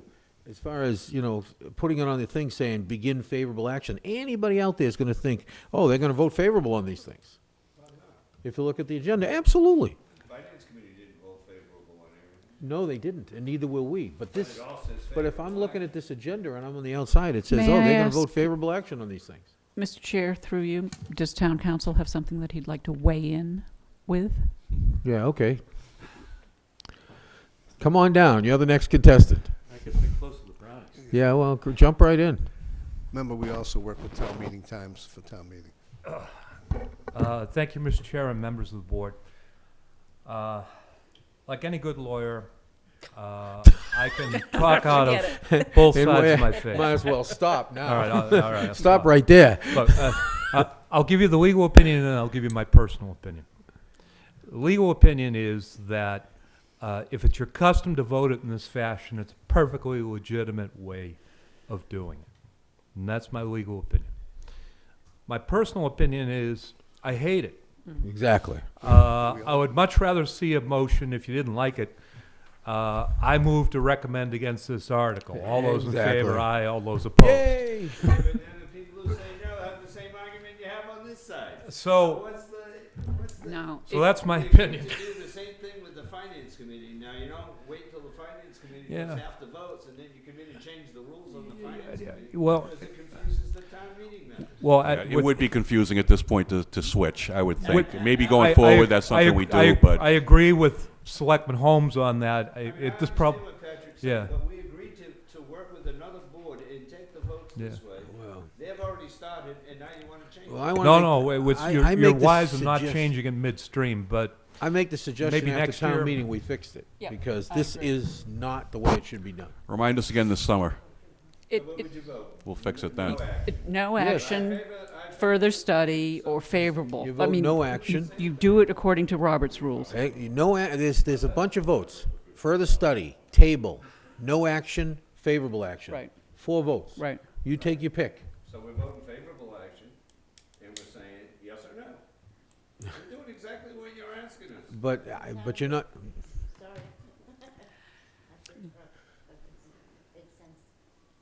yeah, you vote, We've had people, we've when you had say no disagreement action, people constantly. know no action, trust me, they understand what that is. What if it fails? Favorable action, we voted against favorable action. Right? Are you kidding? You can vote against no action. It's the same thing. You know, it's up to the town meeting voters to vote against no favorable action. It's the same thing. Depends on what side of the issue you're on. Well, but I mean, this is something, it's never been done It's this never way, been as done long this as way. I've been around. I've been Right. around a lot of things in this town and others for a long time. You must have left town for the last 5 years. Well, it was just 5 years that I disappeared, and all of a sudden you guys changed this kind of craziness. They were waiting for you to leave, They Patrick. were waiting. They were waiting for me to go. Can we move on, please? Yes. All right. We do have one article here that was in the back of a folder. It has to do with, basically, the school department wants to declare the property of the Everett Educational Center as surplus to its requirements. It's actually going to be, I guess, article number 12 on town meeting. Yeah, it's here. We haven't put it on the warrant yet? No, it's on the warrant here, but this came Right, in this is on the separate. regular warrant, not the Regular special. It's not on the special. So you're going to move it to the special? Is that what you're going to do? No, No. it's just here, it just wasn't there. Yeah. I Yeah, know. it's 12 on the regular warrant.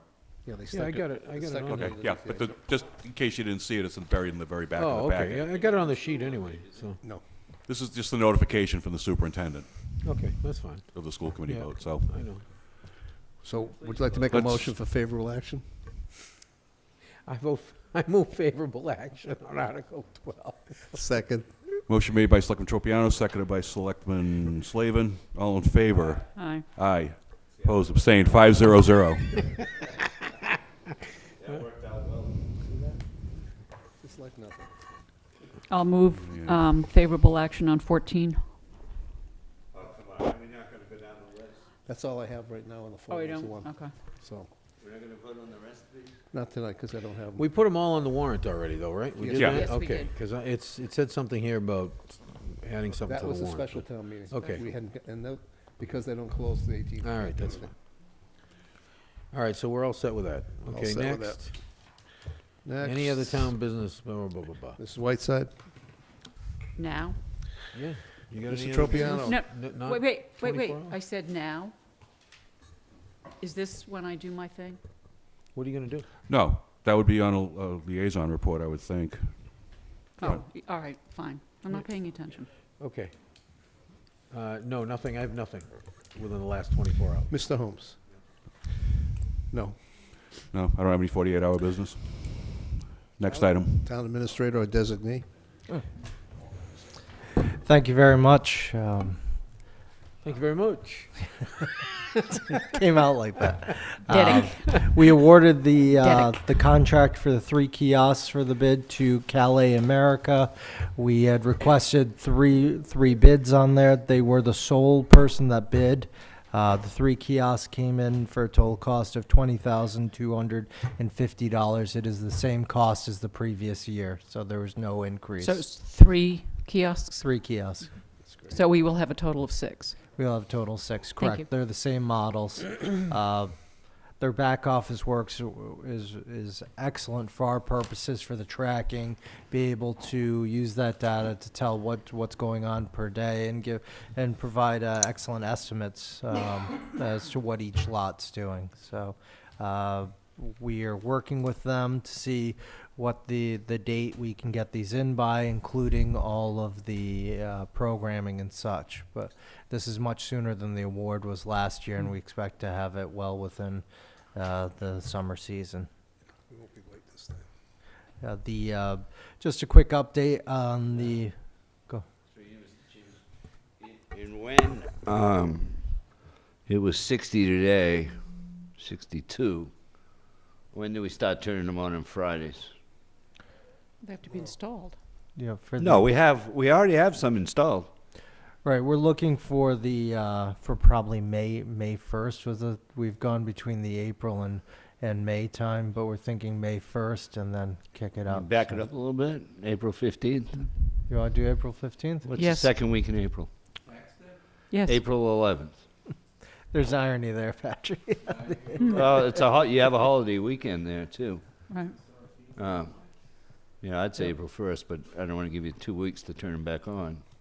But All right. certainly for that weekend on the 10th, I'd like to see them back on. All right. A lot of people come down here starting that around Patriots Day there. And we should be collecting money from those lots. All right. So we'd at least have 3 turned back on, in April, and then as soon as the other ones get here, they'll be utilized immediately, so that's good. Thank you, Mr. Chairman.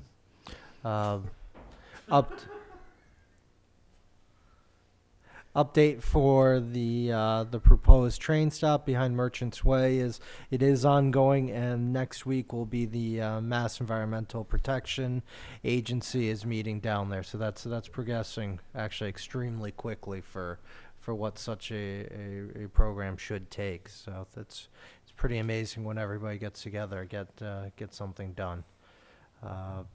Just an update, March 20th at the Wareham Town Hall is the tax possession auction.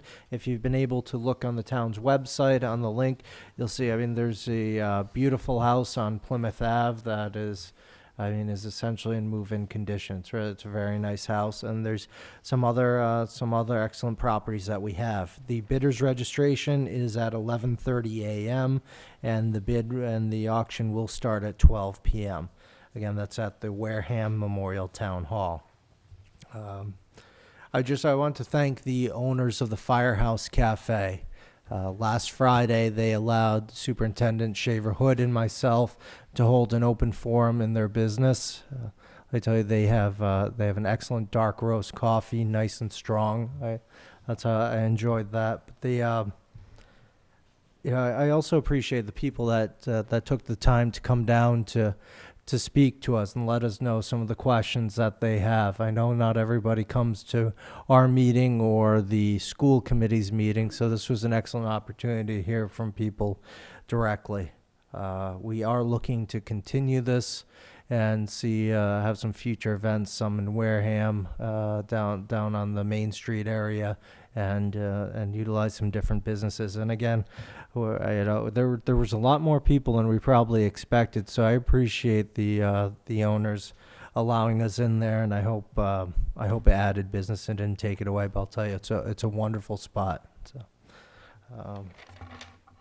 I'm going to request from the board on the next agenda of the sewer commissioners. We have a business that is looking to expand Smithers that's going to require additional flow. So they're going to request additional capacity, and I'd like to see if we could get them on the next date to come in and present what they're looking for. Great. So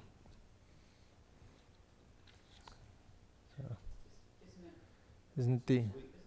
Yeah. So Next week is the sewer week. we're going to try and line them up. I'm hoping they can make it for that. It would be perfect timing. So those are the items for this week. Thank you. I think you have, this Friday, you have another citizens meeting over at Yeah, over at the Riverside Riverside Cafe. 2 Yeah, o'clock. I had actually thought it was next week, so that's why I'm not saying it, because I've got it on my calendar for the following week on Friday at the Riverside Cafe. Riverside Cafe. Which is on Main Street. So What time? 2 o'clock. 2 o'clock. Riverside Cafe, Friday. I may be showing up next week. Always send your designate. And I thank the owners of the Riverside, because I know they shut down at a certain time, and they're 2 willing. o'clock. Yeah, and and they're willing to keep it open for us to be in there. So we appreciate it. All set? Yeah. Mrs. Whiteside, any reports? Your turn. Okay. I'd like to, even though I am not the liaison to the senior citizens or the Council on Aging or any of that stuff, I am a senior citizen, and have been for a while.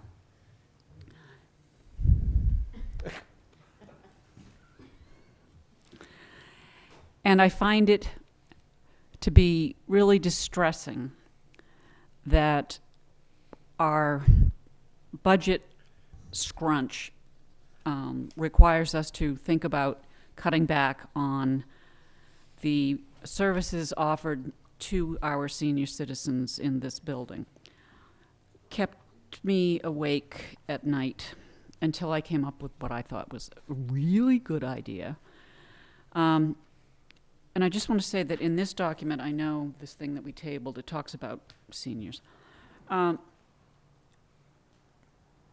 of the things that bothers seniors mostly is isolation, the inability to interact with people not just of their own age, socialization, and I'm not even going to go into health or any of those other issues. So I reached out to Mr. Slavin, who's also a senior citizen. All our secrets are out. And I asked him whether he thought my idea was a good one.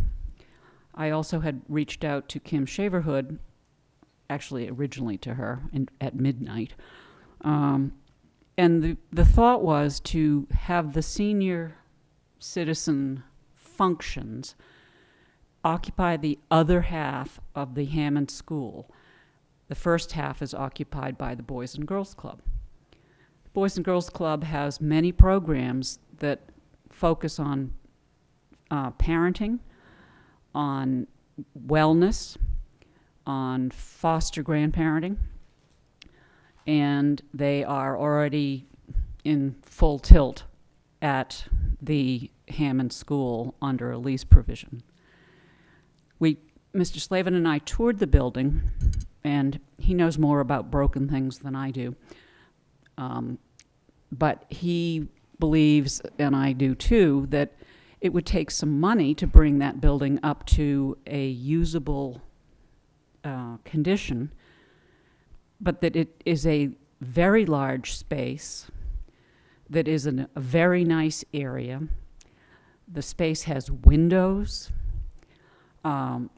It is not, spread out. It's not, the rooms are not small. Yes, it's the school in Onset. Okay. And so last night we had been invited by the board of directors of the parent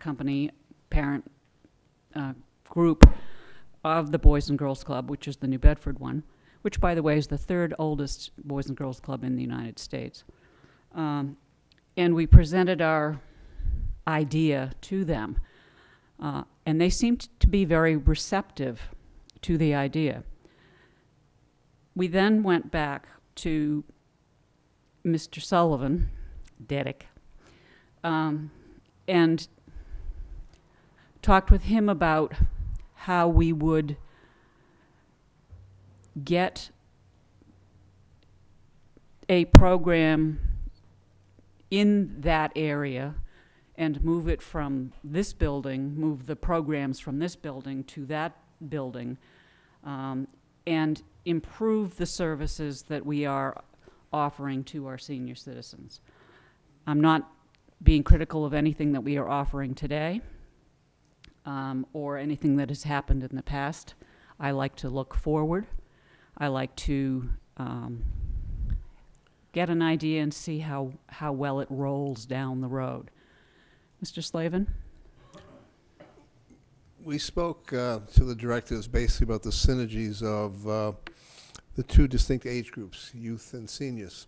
The concept was very simple. They do some programs now, but we look at things like when it comes to computer systems, if a child is 5 or 6 years old, they probably run circles around someone who's 70 years old, how to make a computer work.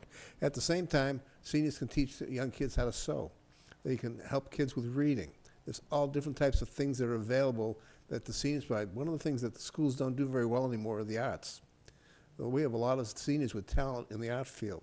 This is another area where we think there's a lot of pieces that will work out well. So the idea was that we have our bus service. I know that this might be easier for some people, but the GATRA system is set up so it's just as easy to deliver people to here as it is over there. And they have a semicircle drive in there with a very easy entrance. for the building as well. So this is something we're going to look at. We want to put something together that's long-term, has stability. It's up to Mrs. Whiteside and I to sit there and try and come up with some funding that's stable, that's not a one-time thing, and all of a sudden we have to cut it apart. So we're going to need a little bit of time to make it work, but I believe we're going to get more than just a happy, go ahead and do it from the Boys and Girls Club. I think they were quite enthused with the presentation yesterday. So we're going to try and do this because we can't provide, I don't feel, a proper service here in this building right now, the way it's set up. And the other way we can make it work a lot better, single level floor. We can have a lot of classrooms. We can bring back and shine some of the other organizations that really have been left behind, and hopefully get it to the point where we actually have programs for seniors and a very thorough set of programs. Thank you.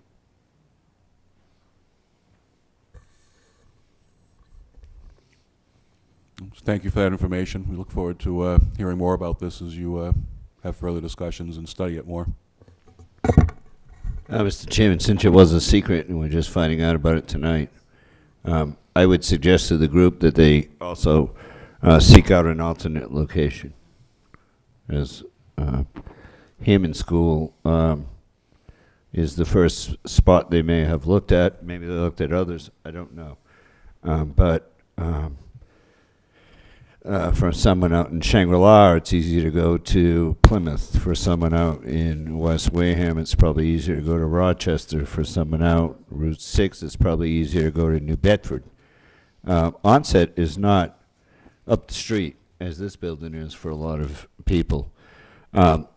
As my fellow colleagues on the board know, there has been many discussions with Mr. Pina, who was just here, in the Cedar Board, about the Hammond School, and the only way we're going to maintain that building into the future, well, there are actually two ways. One is if the town were to, hit the lottery, or somebody was to give lottery money when they deceased, or to get the building into Cedar's hands so that they could seek funding to fix repairs.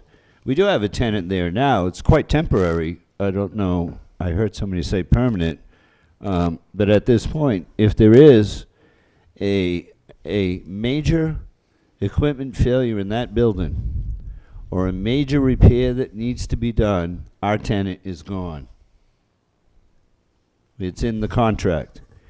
Unless somebody here has a bucket full of money, and my friend keeps telling me there are none, if something happens over $100,000 of repairs, our tenants are gone. It's in the contract. Because one, it would overvalue what they've paid us, and two, we don't have the money to fix it. So that building, in terms of futuristics, is not secure by any level. And the one thing I would hate to happen is to take our vulnerable citizens, move them to a building that is going to be really inconvenient for some, and then have a major repair made and have to move them out, and now they have no place to go. So bleeding heart or not, when you come back to Mr. Sullivan and say we need $125,000 to fix this building, if he doesn't have it, then what are you going to do? So I really think, I agree with the idea of getting them out of this building. I've been in favor of that for a long time. But I think we really need to find something.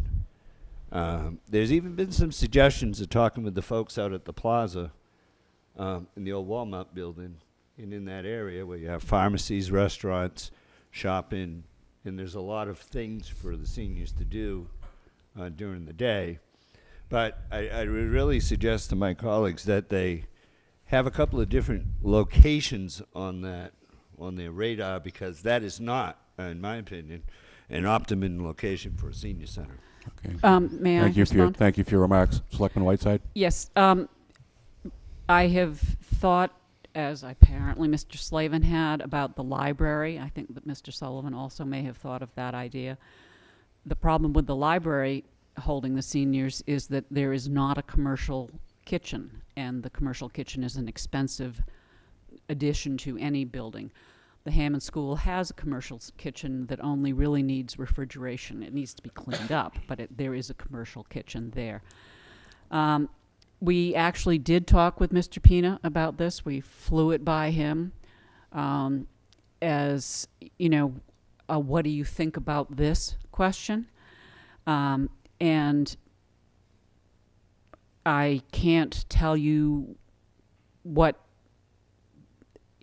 he actually is thinking, but he did indicate that there may be funds left over from this year's grant that would be available to this proposition. Mr. Slavin and I understand that it would, well, let's back up a minute, guys. A third of the people in this town are senior citizens. Are you really telling me that we can't provide them services? We have to provide them services. It's immoral not to. I've spoken with many people who would be willing to donate funds to, paint the walls. There are many ways of getting funds that could be used to upgrade that building.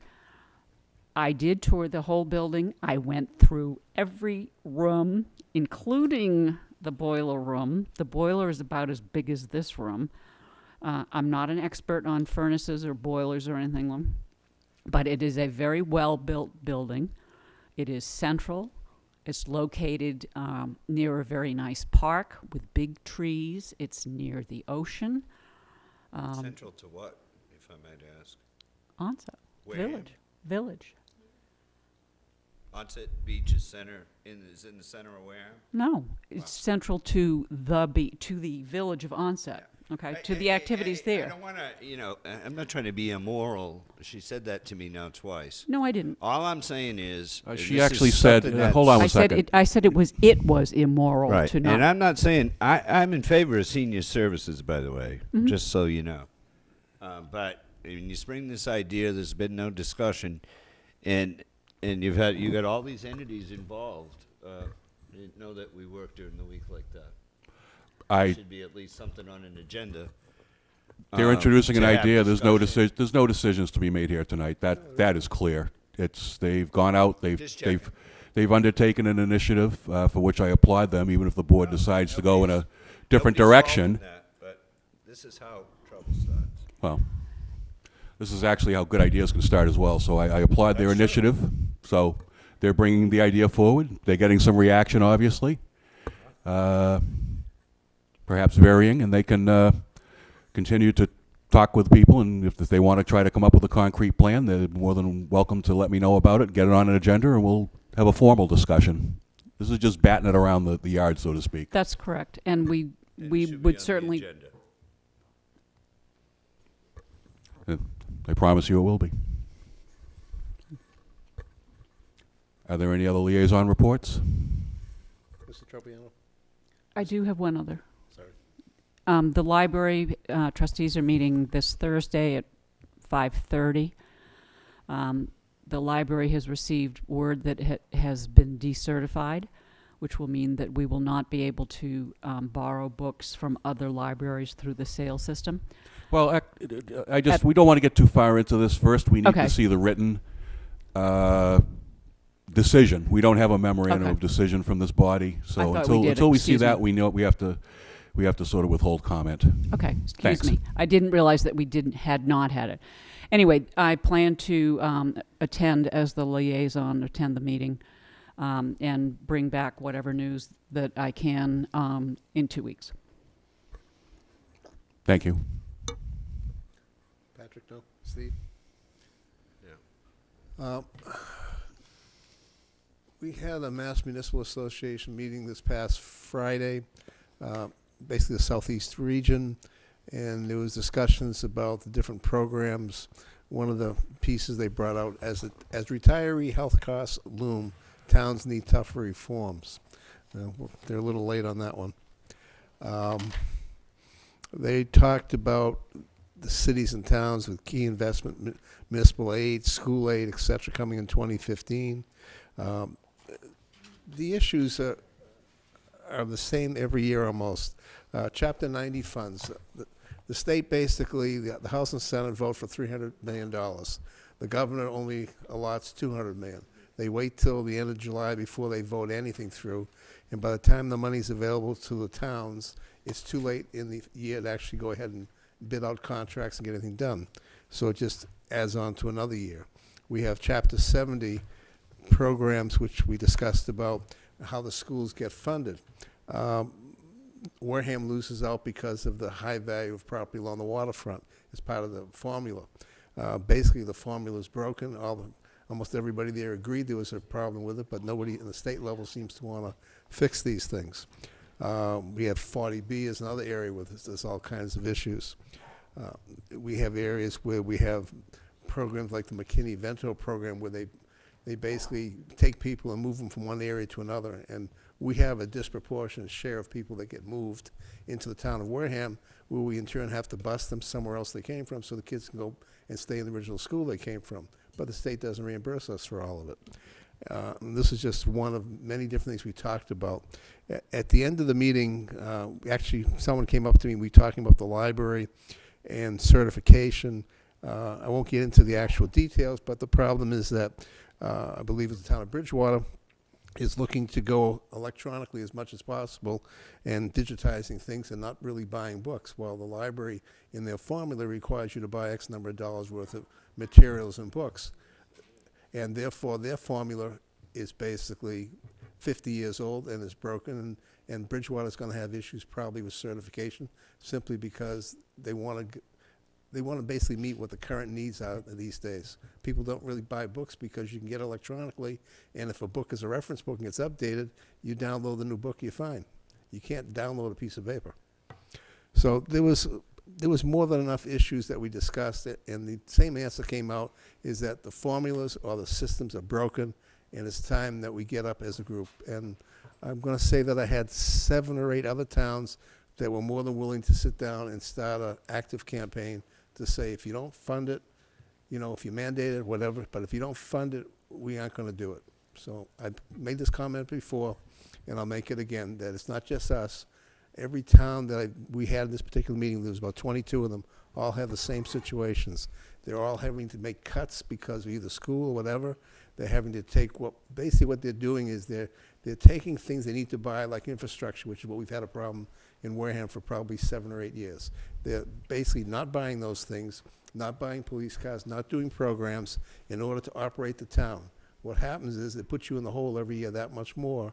So when you come to the next year's budget, you're in the hole another $1 million or $2 million or more. And this has happened in Wareham for almost 10 years. And unfortunately, we're ahead of the curve, which is the curve we don't want to be ahead of, because we don't have anything more to cut and play with. But they're all catching up to us. So all I can say is that our issue in this town is we're ahead of the curve, as I said, but unfortunately, we can't fix it because we're trying to deal with formulas that don't work, systems that don't work, and it's just not going to work anymore. So from my point of view as a selectman, when things come up, I'm going to say no, and I'm not going to give in anymore. Thank you. Selectman Tropiano? Well, it's interesting because when Proposition 2.5 was passed, there were two components, not just the 2.5% over the levy limit, but there was a component that required the state, anytime they mandated a program, to pay for it. Yeah, And what they do is they consistently exempt themselves from that portion of it. And I'm really shocked that the towns, the 351 cities and towns, have not got together and filed suit against them for doing just that and not following through with that portion of the law. I know. I mean, it really is a horrible thing what they're doing to us. And it's interesting enough, just to make a point, the federal government has mandated mandated some education reform programs to the states. And guess what the states are doing? The states are balking. They're saying, hey, we're not going to do this because it's costing us $1 billion a year, and we're not going to do it anymore, right? Because it's an unfunded mandate, they say. Hello? It rolls downhill, doesn't it? Yeah, it sure does. Alan says we should just stop paying. Yeah, unfortunately, when you stop paying, they have control over the Chapter 70 money, the Chapter 90 money, all the monies that they give us, they have control over, and they just say, okay, don't pay, we just won't give you that money. It's okay. Yeah, it's true. Well, it's a good thing. Last week we renewed Attorney Bowen. What I'm hearing tonight from the board is that we're contemplating a lawsuit called 351 Cities and Towns against the Commonwealth of Massachusetts. Perhaps Wareham can be the lead plaintiff, so I think we just came up with a lot of work for you. Yeah, that's right. That's a good idea. Get him on that. Maybe that could wait a couple of months until we've secured some things that we've been waiting for. Because if you file that lawsuit tomorrow, the train station's gone. What a chicken. The road is gone. Listen, that train station's going to bring in a lot more money to help us pay for these unfunded mandates. Well, we're just being facetious here. I'm sure people understand that, but it is a real problem trying to keep up with all of the things. I tell people all of the time, they say, why can't you do this? Why can't you do that? And I explain to them that in a federal system, we are an inferior government. We have a state over us, which has a federal government over the state. And both constitutions of the state and the federal government have what are called supremacy clauses, which means on the areas they deem to legislate, they have the final word. So Well, hypothetically, by the time it trickles down to us, there isn't a lot we can do. hypothetically, although the federal government doesn't seem to know this, that if it's in the Constitution that the federal government has jurisdiction, they do. If it doesn't, it falls to the states by Constitution. Well, that's the 10th And Amendment. For some reason or another, they don't seem to know these things. For some reason, nobody ever studies these things. Well,